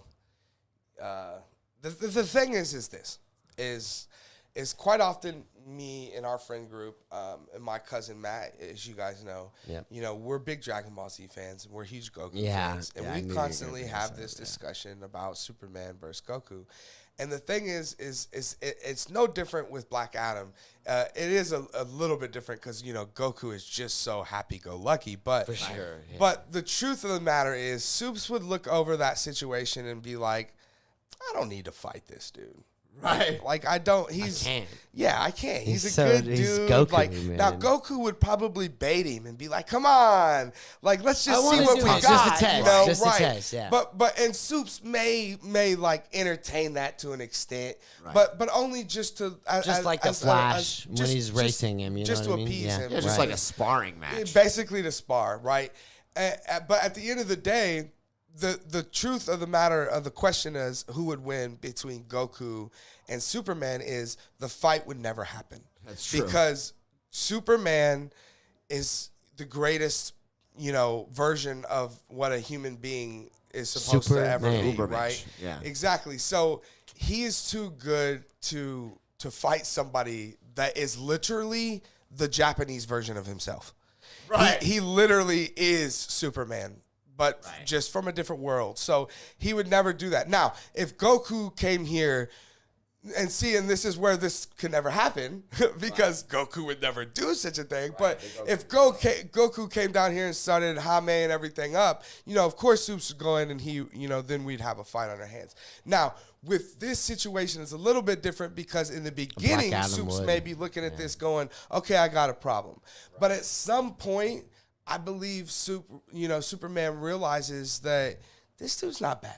Right. I thought coming down here because I was seeing the things that was going on gonna have that to this kill was a this bad dude, dude, but yeah. now I'm kind of realizing that he's maybe just a little confused and a little lost. And as the great human again, even though he's not human, but what he's learned to be. All he knows is to be human. He's the greatest human, right. whether So, or not so he's as not, the great person he is, he's going to want to try to fix that in a way that doesn't involve him smashing the Black Adam's head into the pavement. Right. So here's what I think. I think maybe for a moment we see them kind of clash. But again, before we can see it go too far, I think Superman would realize that me fighting this guy isn't really necessary, that I can change this situation by maybe a conversation, actually. And so, but when we see that small clash, I think we see something very even, though, right? Yeah, for sure. We see what we're going to see is we're going to see a little bit of a job. We're going to see a little bit of, Black Adam's, he's here now.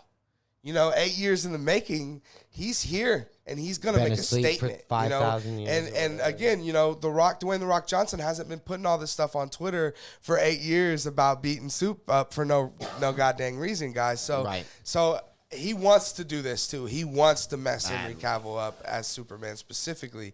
So I think, we'll get a little bit of that, and then of course we'll get a little bit of Soup having his ways with it too. But I think what will stand out the most of both of them, which will be truly honor the characters, is that even if, Black Adam may be winning, because again, he does have the magic advantage over Superman, that Superman's character will inevitably prevail.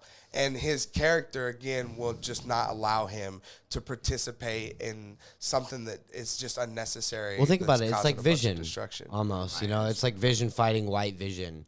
He's like, I could go toe-to-toe with you. Right. But that's the beauty of Superman, is his humanity is almost a weapon. You know what I mean? A weapon of deterrence in a lot of ways. And that, he's a diplomat too. You know, he'll see this is a good guy. And that's it's not like point, Zod. That was my point, is that he could, talk Black Adam out of what's going on before, and he'll realize that. That is part of his power. When he speaks, we all feel different. He's a god. And he speaks like one too. And when we hear it, we want to listen. We want to kind of follow and understand what he's saying. And so yeah, I think that if we do get it, it's a small thing probably that I think leans more towards Black Adam winning, but only because Superman realizes he doesn't need to. But of course, I believe that if Superman decided again that this was an actual problem, that he would figure it out. Yeah. He would figure it or the die hell trying. out. That's Superman. He'd whip him up into space, and he'd fight him all through time and space. Plus, he's got a crew. Black Adam's don't have a crew. But what about you, Lucas? What do you think? Who wins in the fight? I'm gonna say Superman. I'm like I said, I'm old Soup's boy, man. So I would for sure go with Superman. I think you're right, though. Winning, right. What that definition is, it's loose, and I think that he would win the fight because he would see the humanity in Black Adam, and he would speak to that, and he would stop fighting and deter him that way. But if fisticuffs, if it came to it, man, even with the magic or whatever, Superman's going to do what he can to win. And I will say the same with Goku. This one's less of a hypothetical because we might actually see it happen here soon. But with Goku, even to the extreme of the hypothetical, man, I'm taking Superman all the way, dude. Yeah. Always, sure. yeah. Yep. It's super. Yeah, because again, even if you take Goku as much sure. as I love Goku, I really, really do. In fact, I would say that I like him. I like Goku more than Superman. Yeah. Yes, for sure. However, the truth, the cold hard facts of the matter is that truly, honestly, the character of Goku is based off of Superman. Right. He literally, even if you take he's not from Krypton. He's from planet Vegeta. It's everything similar. Yeah. He's from a certain race. He's from it literally is the story of Superman. He's stronger here on Earth because the sun's bigger. All it just makes it slightly different. Right. Or in Goku's case, the moon here turns him into a giant ape. It's very, very similar stories. So it'd be like like Star Wars asking me who would be, who's going to win when he did it right first, So for sure. So it's just a lot harder to see it, any other way, right? Right. Well, Trevor, what do you think? Who wins, Superman, Black Adam? I'm nothing if not a devil's advocate, and so I'm gonna say Black Adam, just to see if we can throw in a decent argument for it. And I'll say Black Adam because of this: is Supes is an all American good guy, awesome cat, and he doesn't want to hurt people. Like he really doesn't. True. But Black Adam, on the other hand, is from a much more brutal time where they were where killing was just not that big. Heroes of a deal. don't kill people. I do. Like, what do you mean? Like, because again, he's like how old? Like He's been sleeping for 5,000 years at least. I mean, like in the trailers, it looks like he's Spartan almost. Yeah. Right. He would have seen all these times where, they were just murdering people, sacrificing babies. It's all good. From what I understand of the trailer, too, he's almost like Gore the God Butcher, just in like that his son died. Yeah. So that he can. Yeah. So you take all of that, and you take the fact that this dude obviously doesn't care that much about killing. If he could find a reason that he really thought Superman was a threat, I think he is going to stop it. There's no stopping, no level that he won't go to stop him. So it's like agreed. He's gonna that is the big difference between the two, because he's going to try to kill Superman. Yeah, right? for sure. Yes, Superman is going to try and just put him to sleep. But look, with this Superman that we have already, this Superman is not above killing if that's what it comes to. If that's what it absolutely comes to. I mean, look at Zod, But he's going to hesitate. Make those arguments. Sure, but Black Adam won't hesitate. But Superman will not hesitate to protect other people, even if that means killing Black Adam. And that's where I'll give it to you, because Black Adam doesn't care about the casualties of, everybody else, but Superman is doing it for the family in the corner that Zod's about to kill. Sure. So, I mean, and that's why good wins at the end of the day with all of the, I understand you are playing devil's advocate, but, if Black Adam's gung-ho to kill Superman, no matter the casualty, he'll probably get very close. But what's gonna win it for Superman at the end of the day is he has to. He's Superman. Superman. He's got to for the kid. He's got to for the people that That's why heroes often are able to go that extra mile, because villains tend to just be very self-serving and the ones that are doing stuff like for that reason, it's just once your self is hurting for this self, you're like, maybe this ain't worth it. You look at like some of the scariest supervillains in comic book history. I mean, they're ones with moral reasoning. Yeah, they know they're right. Thanos, right? Exactly. Loki, Magneto, Hitler, right? Yeah. I mean, Killmonger. You're right. Oh, yeah. So yeah, you're right. But they're unhinged. I mean, they'll do. Because they not only do they not care about the means, they also have an ends. Like, they really have a strong motivation. Right, and they Gore. Every part of them feels aligned to it. Well, it's kind of like me and Shane were talking this week about Namor. In this upcoming Black Panther movie, is he's not a villain. He's not a hero. He's a dude with a duty. He's a dude whose people need led, and it's as we know, sometimes those things are thrust upon you, and it just so happens that that's been thrust upon me. So when I come to this land and I have to flood your kingdom and kill your people, that isn't because I'm a bad dude. No. It isn't because I want to hurt people.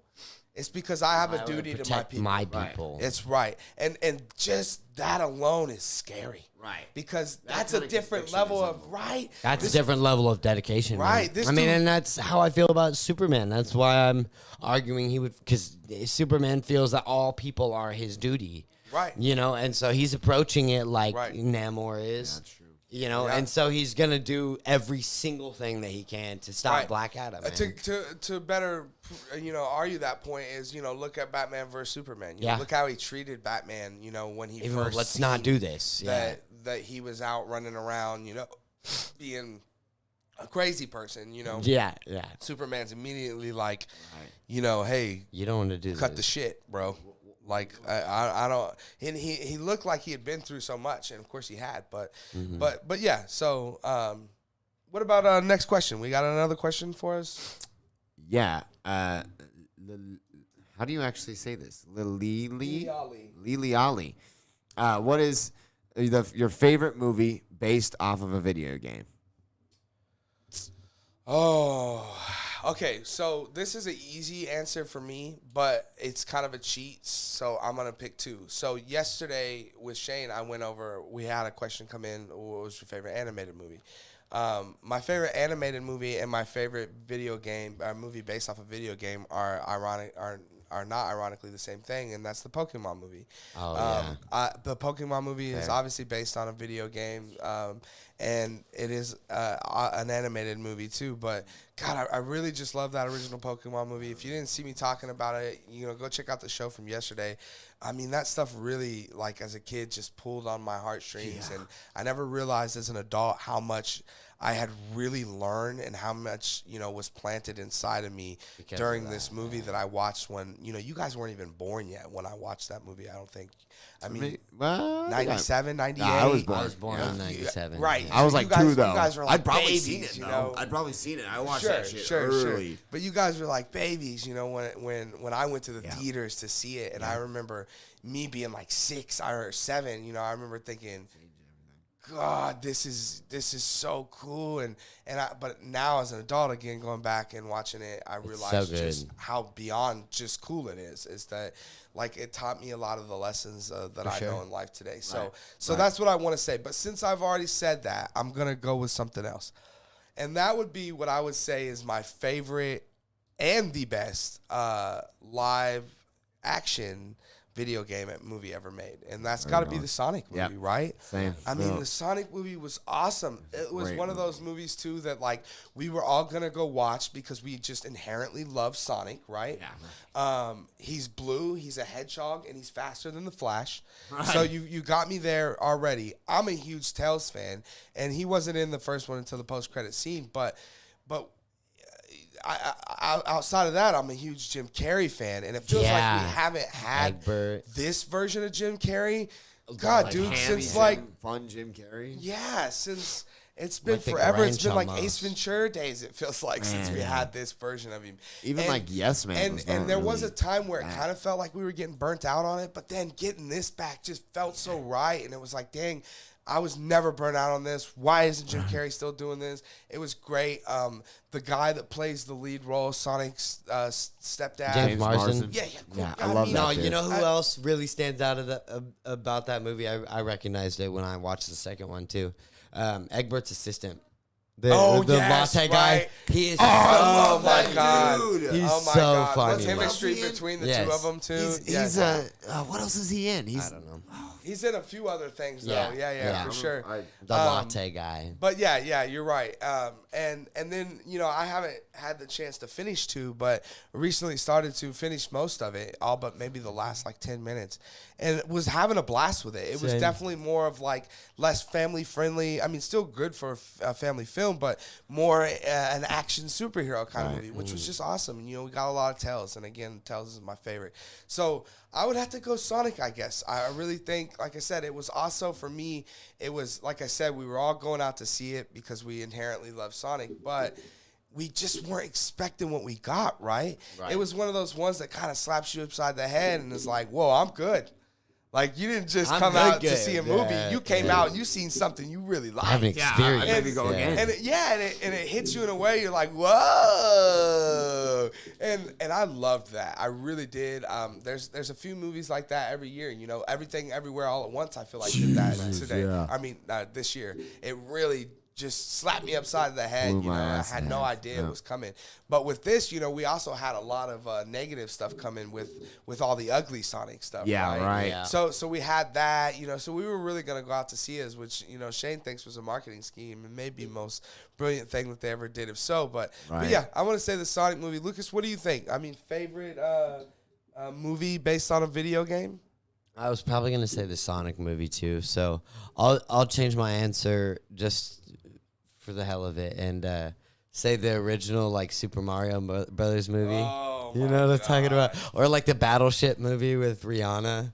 Hey, if you're gonna go there, if you're gonna go there, I'll give you Sonic. You could take it back, and I'll take the original Mortal Kombat movie. Okay. I love the Mortal Kombat. That was I mean, before Sonic. Come on, not like as cheesy as that is. Even watching it back now, dude, it's pretty good. Yeah, I mean, about as good as video games, at least. Yeah, Right.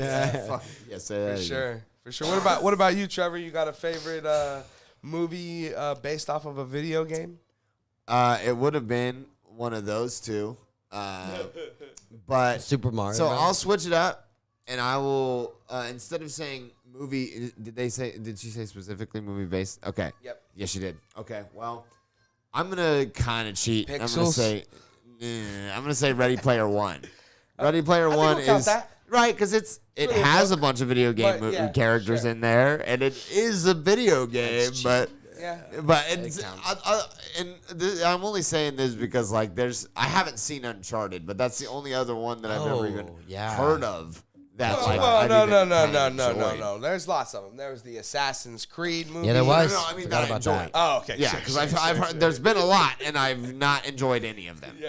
And I kept wanting to, like Prince of Persia. I wanted to enjoy that one, but It's one of those guarantees in life: death, taxes, video game movies suck ass. You know. Yeah. So Death, I totally taxes, get video that. game movies. Right. And I'll say this about the Sonic movie. It's like, this is the Sonic movie, the greatest movie ever made. No.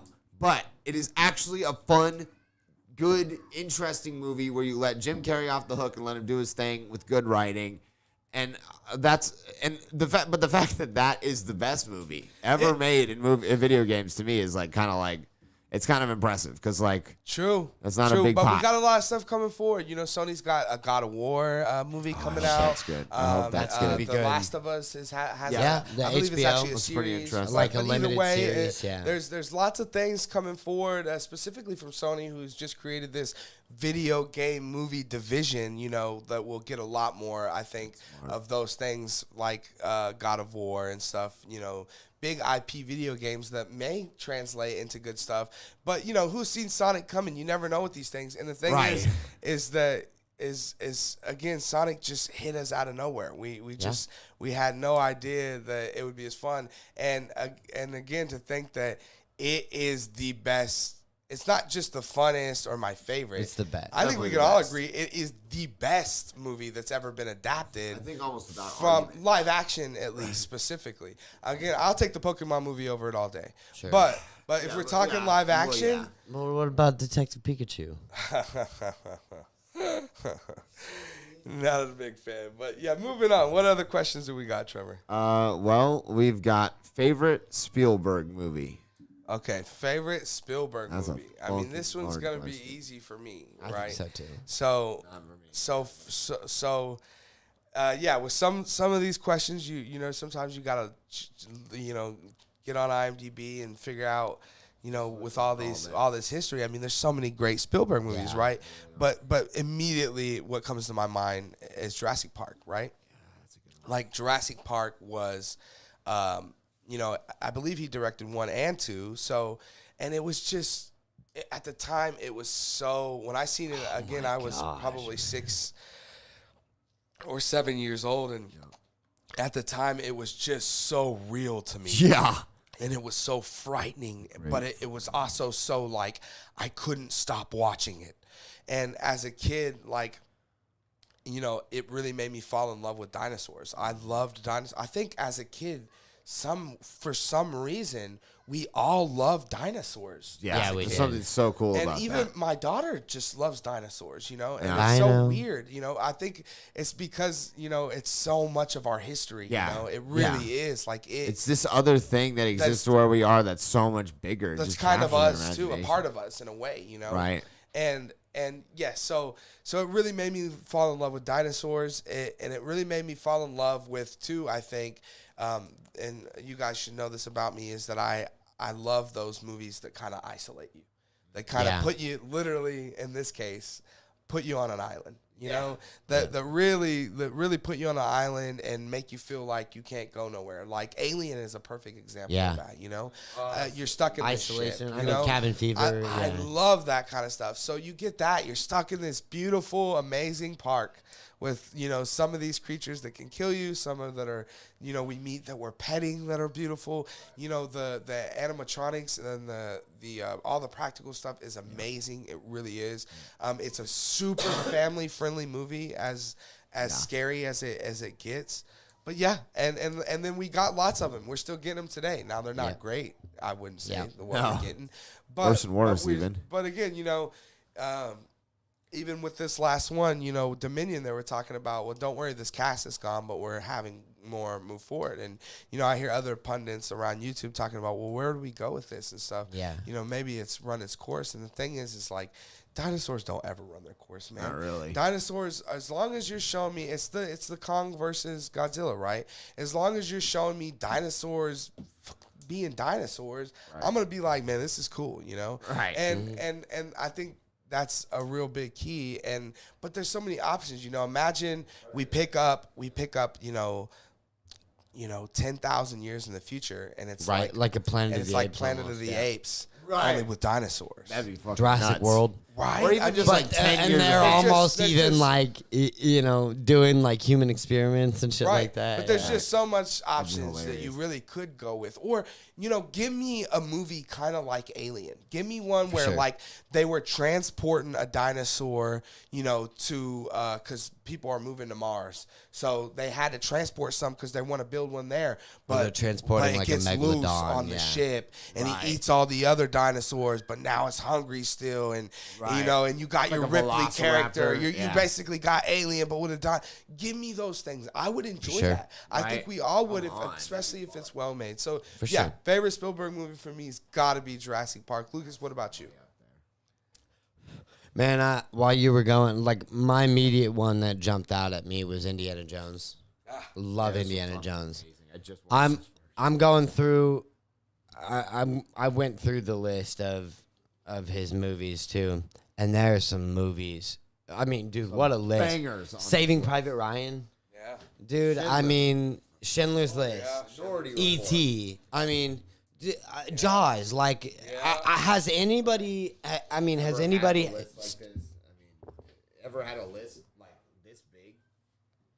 I was just gonna say, has anybody ever had a list that is this extensive of just showing the cultural impact that it's had? I mean, E.T., Indiana Jones, Jaws, these are classic, iconic They just silver put screen Jaws movies. back out again, re-released. Right, dude. I mean, Jaws is so iconic that And even we talked about Jurassic Park is still going, Right. So. when Jaws is so iconic And I that wouldn't even be shocked to see an ET 4K remake here in the next year. right. But Jaws 19 and Back to the Future, I'd see that. As long as Spielberg's. I mean, he didn't direct 2 or 3 even. But what's your favorite? You would say out of all of them? I'm gonna stick with Indiana Jones still, or Jaws. Yeah. Okay. Yeah. I mean, I remember especially Jaws growing up. I loved it. I mean, I always loved sharks. The same way you're talking about dinosaurs.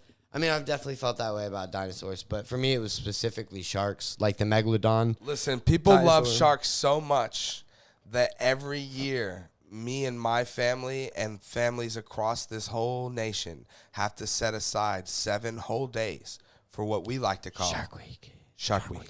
Yeah. It's very important in my house. Very important. It's very It's very important important. day. So It's like a religious thing. we love sharks here too in the Toothman household for sure.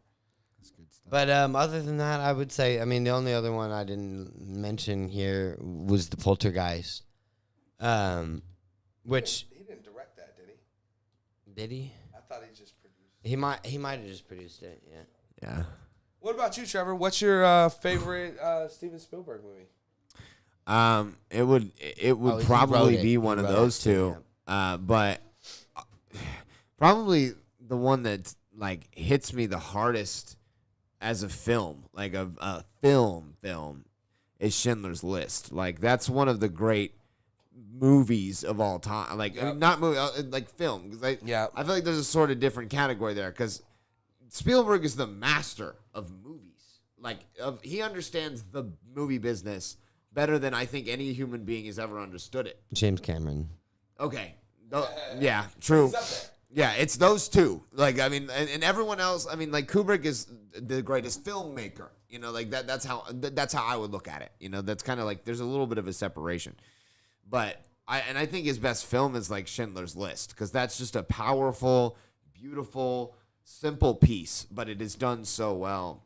But then after that, I'd probably go Jaws, honestly, because Jaws is just so. Now, correct me if I'm So wrong. fun. Was it Spielberg that made the Animaniacs? Yeah, he least produced it. I thought he had a made. I heavy thought he hand in it. created it too. Yeah. He had a very. I can't remember exactly, but he Yeah. definitely had a very. Love heavy the hand. Animaniacs. Yeah, that's So. another great thing. Well, and let's talk about.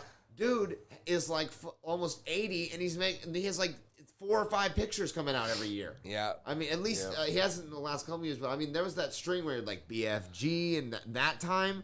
I mean, I swear he had like 7 movies. Yeah, in one and when you year. look back on it, sometimes it's weird to even think that he did Big Friendly Giant and stuff, Right. and that, it kind of went and was gone. You just Even never West heard too Side much Story, about it. man. Yeah, right. Yeah. Which I one mean- are nominated for Best Picture at the Academy Awards? So, yeah, it's crazy to think. So, Or Lincoln, he did Lincoln. I mean, Right. That's I mean, that 10-10. movie's more of a performance piece than anything else, but still, it's pretty good. I mean, so it's just.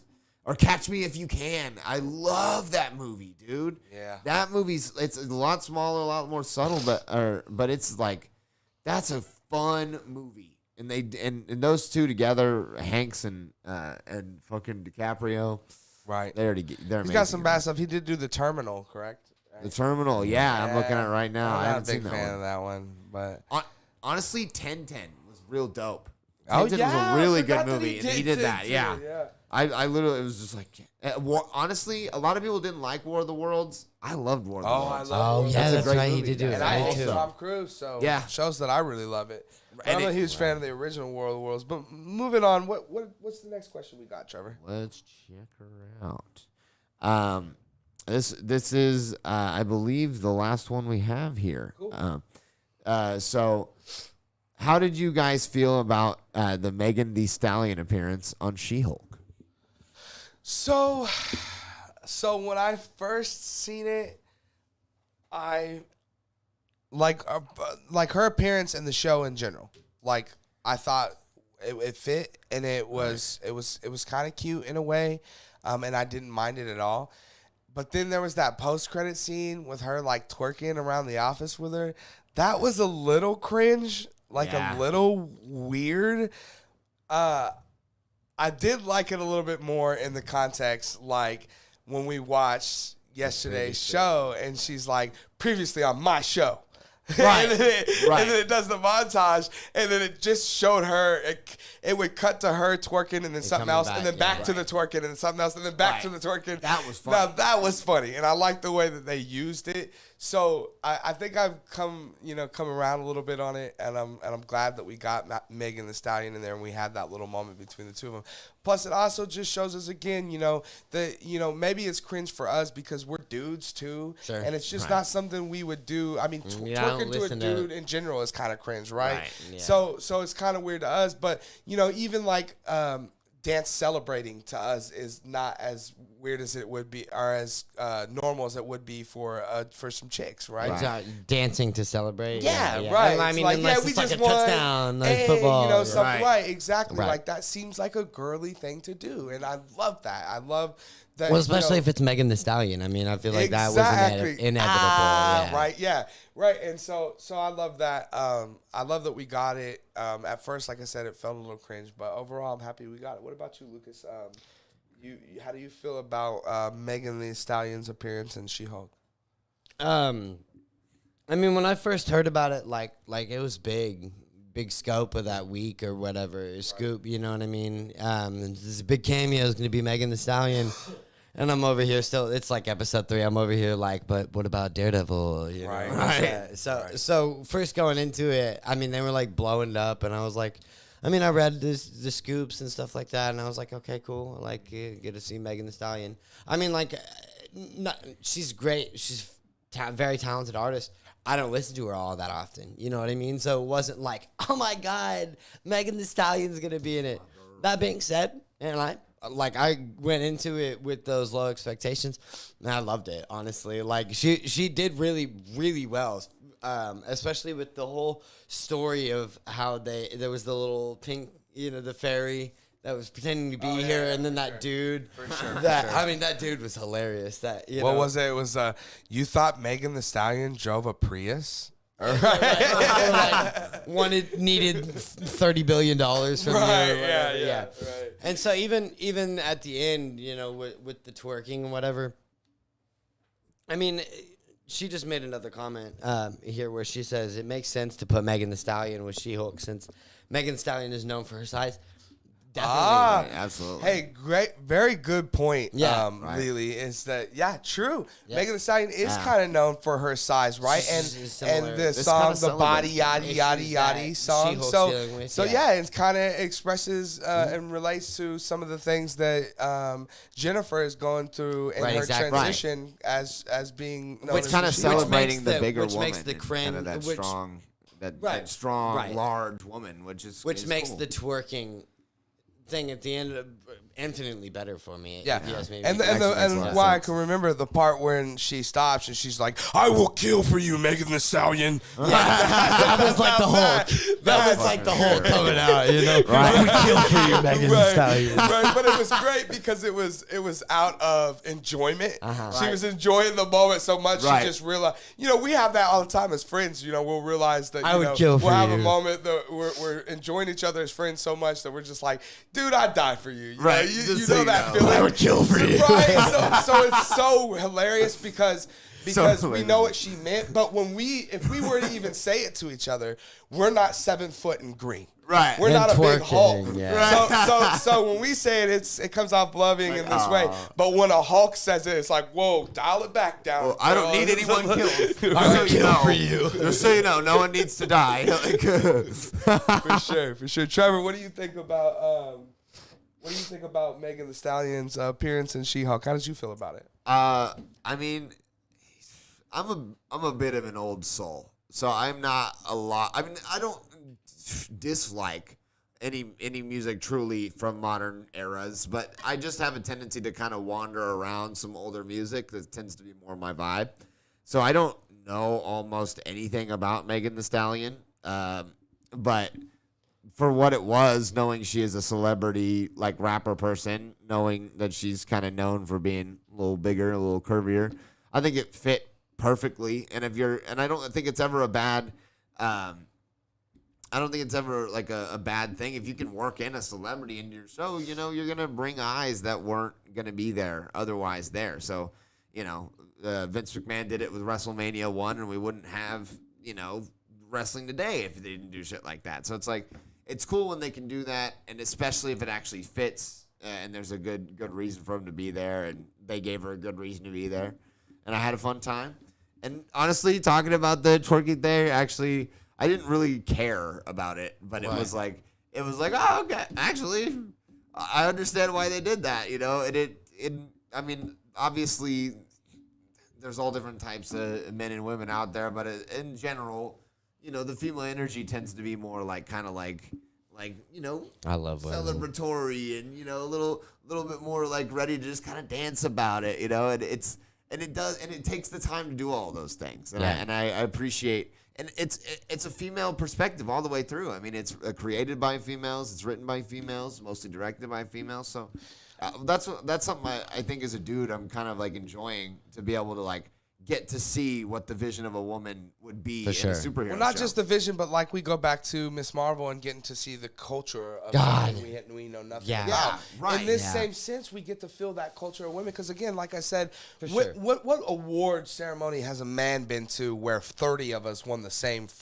goddamn award? Not one. Not a single one. Men would not accept such a damn award. No. We just wouldn't. No. We would get up on stage and try to, like you said, we'd hash out. Which one of us is getting it? You guys one can of all us is keep going home with you 30 can all keep the trophies trophies. tonight. Right. I'm getting One the of us plaque, is, right, Exactly. Otherwise, it and, doesn't mean and to anything. see those things, or to be, denied a voice in your workplace, or in a relationship, or the things that women, we as men think quite often how difficult it is, to date because we know how much easier women of a flow that they have, right? Right. They can constantly go on dates. So we often think that it's harder for us. Right. Because our flow is a lot more minimal, right? But the truth is, and we see it, in this series, is that if the flow was coming, it just becomes more of a mess. Annoying. Yeah. Because now you're really weak. Because the truth is was when people swipe right,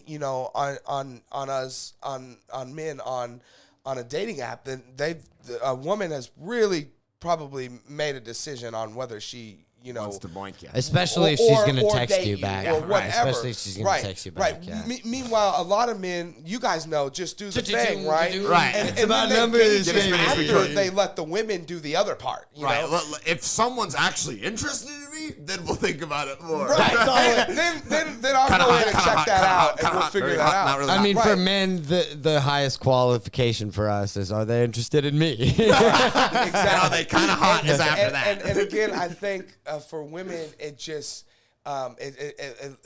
it sheds some light onto really how difficult that is. Yeah. Again, because we view it as if they have it easy because they have more opportunities and more options. But the truth is given more opportunities and more options, it makes it really hard to try to pinpoint and decipher who really wants to love you or be with you, or in who's Jin's just here case, for She-Hulk. who really loves Jin, Right, exactly. and who isn't just here for She-Hulk. But I think we'll find that Jin needs someone who loves Jin and She-Hulk, Like Daredevil. because she is both. Yeah, Right, and she is dope and that's on what both, it looks like we're getting with their little relationship for sure. Well, and I think it also shows a lot of with a lot of the dates and stuff that she goes on.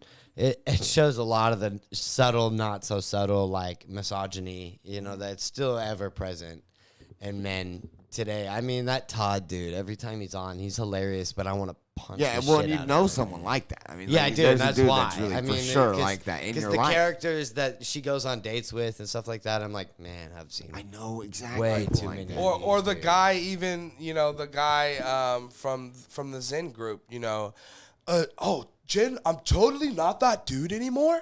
Right. I'm actually really good now. I toned down. I've made some radical changes. I made some radical changes and I've atoned for my past actions.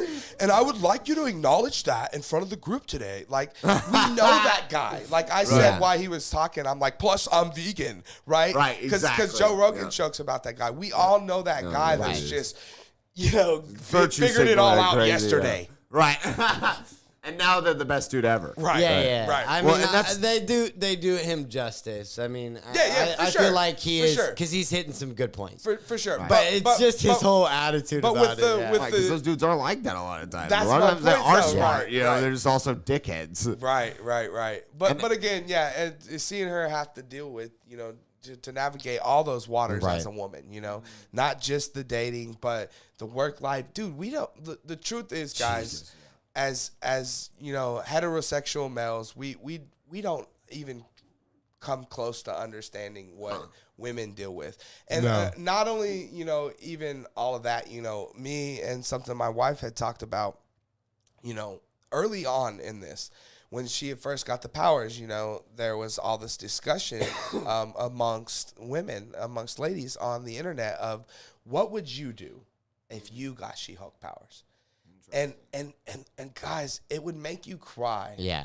The comments that you would see, because the comments are things that we as men obviously take for granted daily. So here's something like an example of a comment a lady wrote to the question, what would you do if you're given the power of She-Hulk? Go for a walk she after said, dark. I would go for a walk with my headphones in at night. Yep.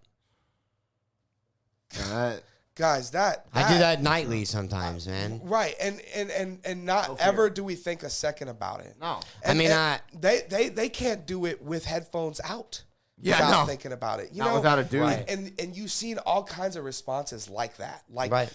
I would go grocery shopping, like just normal things that women feel like they can't do. Get my own That gas. to us is like a normal action. Right, you We're got to check doing the it, like, time now, everywhere. You and got to they make feel sure your like they pants can't. aren't too and just or whatever. That sucks. for man. me, it does. It's painful, to think that sucks. they go through this. Well, women are so important to our world. They gave us life. They gave man. I everything love we have. women. I say quite often, Yeah. and you guys may not understand it as much today, but I promise you one day you will. And when you do, you think you love and respect your mother now, but you really just have no idea that Shit. the hardest job on this planet, guys, is being a mother. Yeah. Like, and I'm a dad, and I promise you, It's still. I believe I believe that being a dad is one of the hardest jobs too. However, still, that being said, if there's like a chart, here's mine, and then hers is off of it. Infinite. Right. It's off of it. Mine's still on the chart, guys. What it takes to be a mother is Body, just soul. I mean, crazy, all of it, man. It's crazy. It's taxing. It's so much. And Thanks shout to all out to the my women out wife. there, yeah. She's a beautiful, wonderful She's- lady. Shout out to our mom She as takes well, care of shit. our wonderful daughter all the time, and it's a lot. It's a stressful job, and Badass lady. mothers do it all the time, all over the world. So for Dude, us to almost treat without- our women like this, that God. again give us Anything life less than and goddesses put is food pretty on our crazy. tables and clean our clothes and have taken care of men for centuries. Forever. Our Come on. existence. It We just- need to learn how to wipe our own It's ass. just you know? it just hurts to see that women can't be human beings, Right. That they feel without like they the have to fear pretend of to be us something else. stupid men. That Goddamn, hurts me. yeah. I think that you all Yeah, it you all does. agree that it's hard to see something like that, and to shed light on it is awesome. Yeah, exactly. And that's why That's I think exactly right. something you said, Trevor, the other day, which was this probably isn't for us. Right. Yeah, Not you're probably 100%. right. But good. I'm glad, when we I'm see so the glad I'm here trailers for sitting Miss and Marvel, watching we it. said, this isn't for us. But I remember saying then, now it turned out it was totally for us. But Right. I remember Yeah. saying then, though, but I'm glad they're doing it because one day my daughter's going to grow up and it's going to be for her. Right. She's going to be like 12 or 13 coming and she's going Kamala to see. Khan, man. Right. Exactly. And so in this case, the same thing. I'm glad it's not for me, but people like my wife and other women get to watch it and now relate to it. Again, just the thing with conversing about Marvel and stuff online, we do it all the time, and now they're getting to do it around- now, yeah, exactly. because of She-Hulk. So And it's something to bring I together. really, Miss Marvel, yeah. yes, and I really love that, and I love that Disney has given us these things, For sure. and really shedding light, like I said, culturally. I think this applies to that. It's like women's culture. Well, Yeah. it's definitely done a lot better than. Not that there's been any forced before, but like in Moon Knight when you've got are you an Egyptian superhero or whatever? It's on the nose, dude. We get it. We get what you're trying to do. We support what you're trying to do. Right. But we're gonna Don't reject point it it out. kinda- Don't point yeah. it out. The body rejects a Right. very odd thing pointed out to them. Right. Well, and that's honestly, it's like what you're saying about kind of what I was saying earlier is like, it is. This wasn't really made for me, but I'm so glad that it is in the Marvel Cinematic Universe because if people like me and other dudes are getting to watch this because it's a Marvel Cinematic show. Like it helps me to have a lot more empathy for like women that are going through these situations and like helps me to open up my eyes to like where to like be like have more empathy and be like more understanding of the way that women are and because it lets me see women in their natural habitat a little bit. And so I'm like, oh, that explains why this behavior kind of happens sometimes. And I was like, so it makes me more patient and understanding and like just appreciative, because Yeah. it's represented so honestly, and so and I think that's why we come to art a lot of the time. That's why we come to film is because it allows us to be that fly on a wall in a natural Right. situation. sometimes. And we all All the need to time. appreciate the women more in our life. Like I said, fuck whether yeah. that's our Without a mothers doubt. or our girlfriends, Sisters. Shout out Ella, they just love don't you. get enough credit, man. Yeah. They really don't. And again, we don't really understand the things that they have to go through. And I'm glad that this is shedding light on it. sure. It looks like we have one more question. It's a super chat here from Loki Auto Sales. They're asking, Werewolf by Night tonight? For sure. So everybody in, or what are we thinking? I'll be here for sure. I will be here for sure. Okay, man. cool. So yeah, so it looks like we'll probably be doing Werewolf by Night tonight. Pretty By excited tonight. for that, man. honestly, super excited. It's been a little bit of a longer show today, but we expected it. We had 3 people. We had a really exciting show, She-Hulk, and we had breaking news. Henry Cavill coming back as Soups to. The only thing better than that is we hear that, they've cast Goku and he's in it too. And we're just going to have this three-way, 3-off. Awesome. Well, anyway, guys, we appreciate you guys joining us here today on the Screen Talk Live YouTube channel. It's been great. I was joined today by my amazing co-host, Lucas. Lucas, it's been an honor to have you today. It's been an honor, man. Thank you. It really is. Also, I was joined today by another wonderful co-host of ours, and we'll be seeing these guys at least once a week moving forward. Trevor, thanks for having. It was awesome having you today, buddy. I loved it, bro. It was really fun. Awesome.